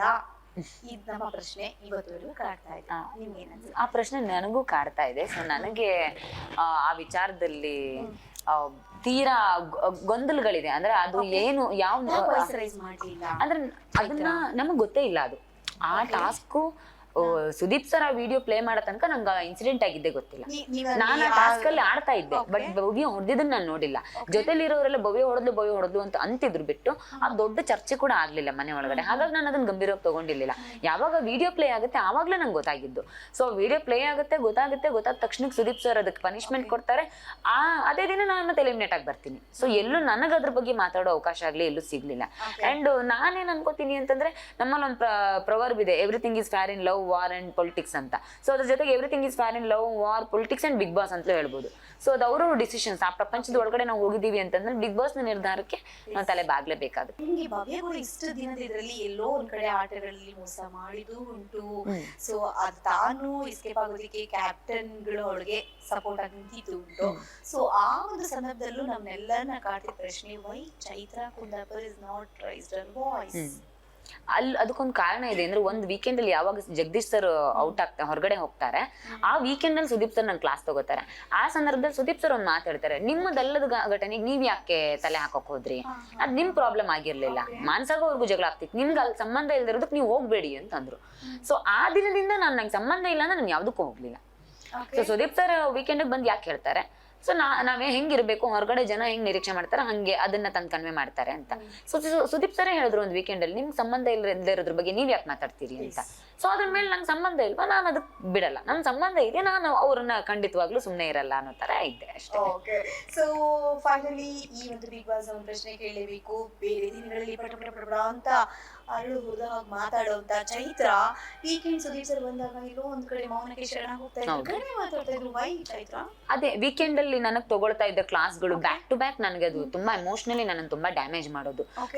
ಬೇಡ ಗುರು, ಮಾತಾಡಿ ಯಾಕೆ ಸುಮ್ಮನೆ ಕೆಟ್ಟವ್ರಾಗ್ಬೇಕು, ಬೇಡ ಅನ್ನೋ ತರ ಅನ್ನಿಸ್ಬಿಡ್ತಿತ್ತು ನಂಗೆ. ಹಂಗಾಗಿ ನಾನು ಮೌನವಾಗ್ತಿದೆ. ಮಾತಾಡಿದ್ರೆ ಕೆಟ್ಟವ್ರಾಗ್ತೀವಿ ಅನ್ನೋದೊಂದು ಅಲ್ಲಿ ಬಂದ್ಬಿಟ್ಟಿತ್ತು. ಸೊ ಹಂಗಾಗಿ ಅದಕ್ಕೋಸ್ಕರ ನಾನು ಸೈಲೆಂಟ್ ಆಗ್ತಿದ್ದೆ. ಇಲ್ಲ ಅಂತಂದ್ರೆ ಖಂಡಿತವಾಗ್ಲೂ ನಾನು ಆಕ್ಟಿವ್ ಆಗಿರ್ತಿದ್ದೆ. ಸೊ ಮೊದಲ ಒಂದು 3-4-5 ವಾರ ಏನ್ ಸುದೀಪ್ ಸರ್ ವೀಕೆಂಡ್ ಅಲ್ಲಿ ನಂಗೆ ಕ್ಲಾಸ್ ತಗೊಳಕ್ ಶುರು ಮಾಡಿದ್ರು, ಅದ್ರ ಮೇಲೆ ನನಗೆ ಇಂಟ್ರೆಸ್ಟ್ ಹೋಯ್ತು ವೀಕೆಂಡ್ ಬಗ್ಗೆ. ಹಾಗಾಗಿ ಓಕೆ, ನೀವು ನಮ್ಮ ಈ ಬಿಗ್ ಬಾಸ್ ನ ಜರ್ನಿಯಲ್ಲಿ 105 ಡೇಸ್ ನ ಸಕ್ಸಸ್ಫುಲಿ ಕಂಪ್ಲೀಟೆಡ್ ಮಾಡಿ ತನ್ನ ಪರ್ಸನಾಲಿಟಿಯನ್ನ ತಾನಾಗೇ ಉಳಿಸ್ಕೊಂಡು ಬಂದಂತ ದ ಒನ್ ಅಂಡ್ ಓನ್ಲಿ ಬೆಂಕಿ ನಮ್ಮ ಚೈತ್ರ ಅವ್ರ ಜೊತೆ ಮಾತಾಡಿದ್ವಿ. Thanks lot Chaitra. Thank you so much.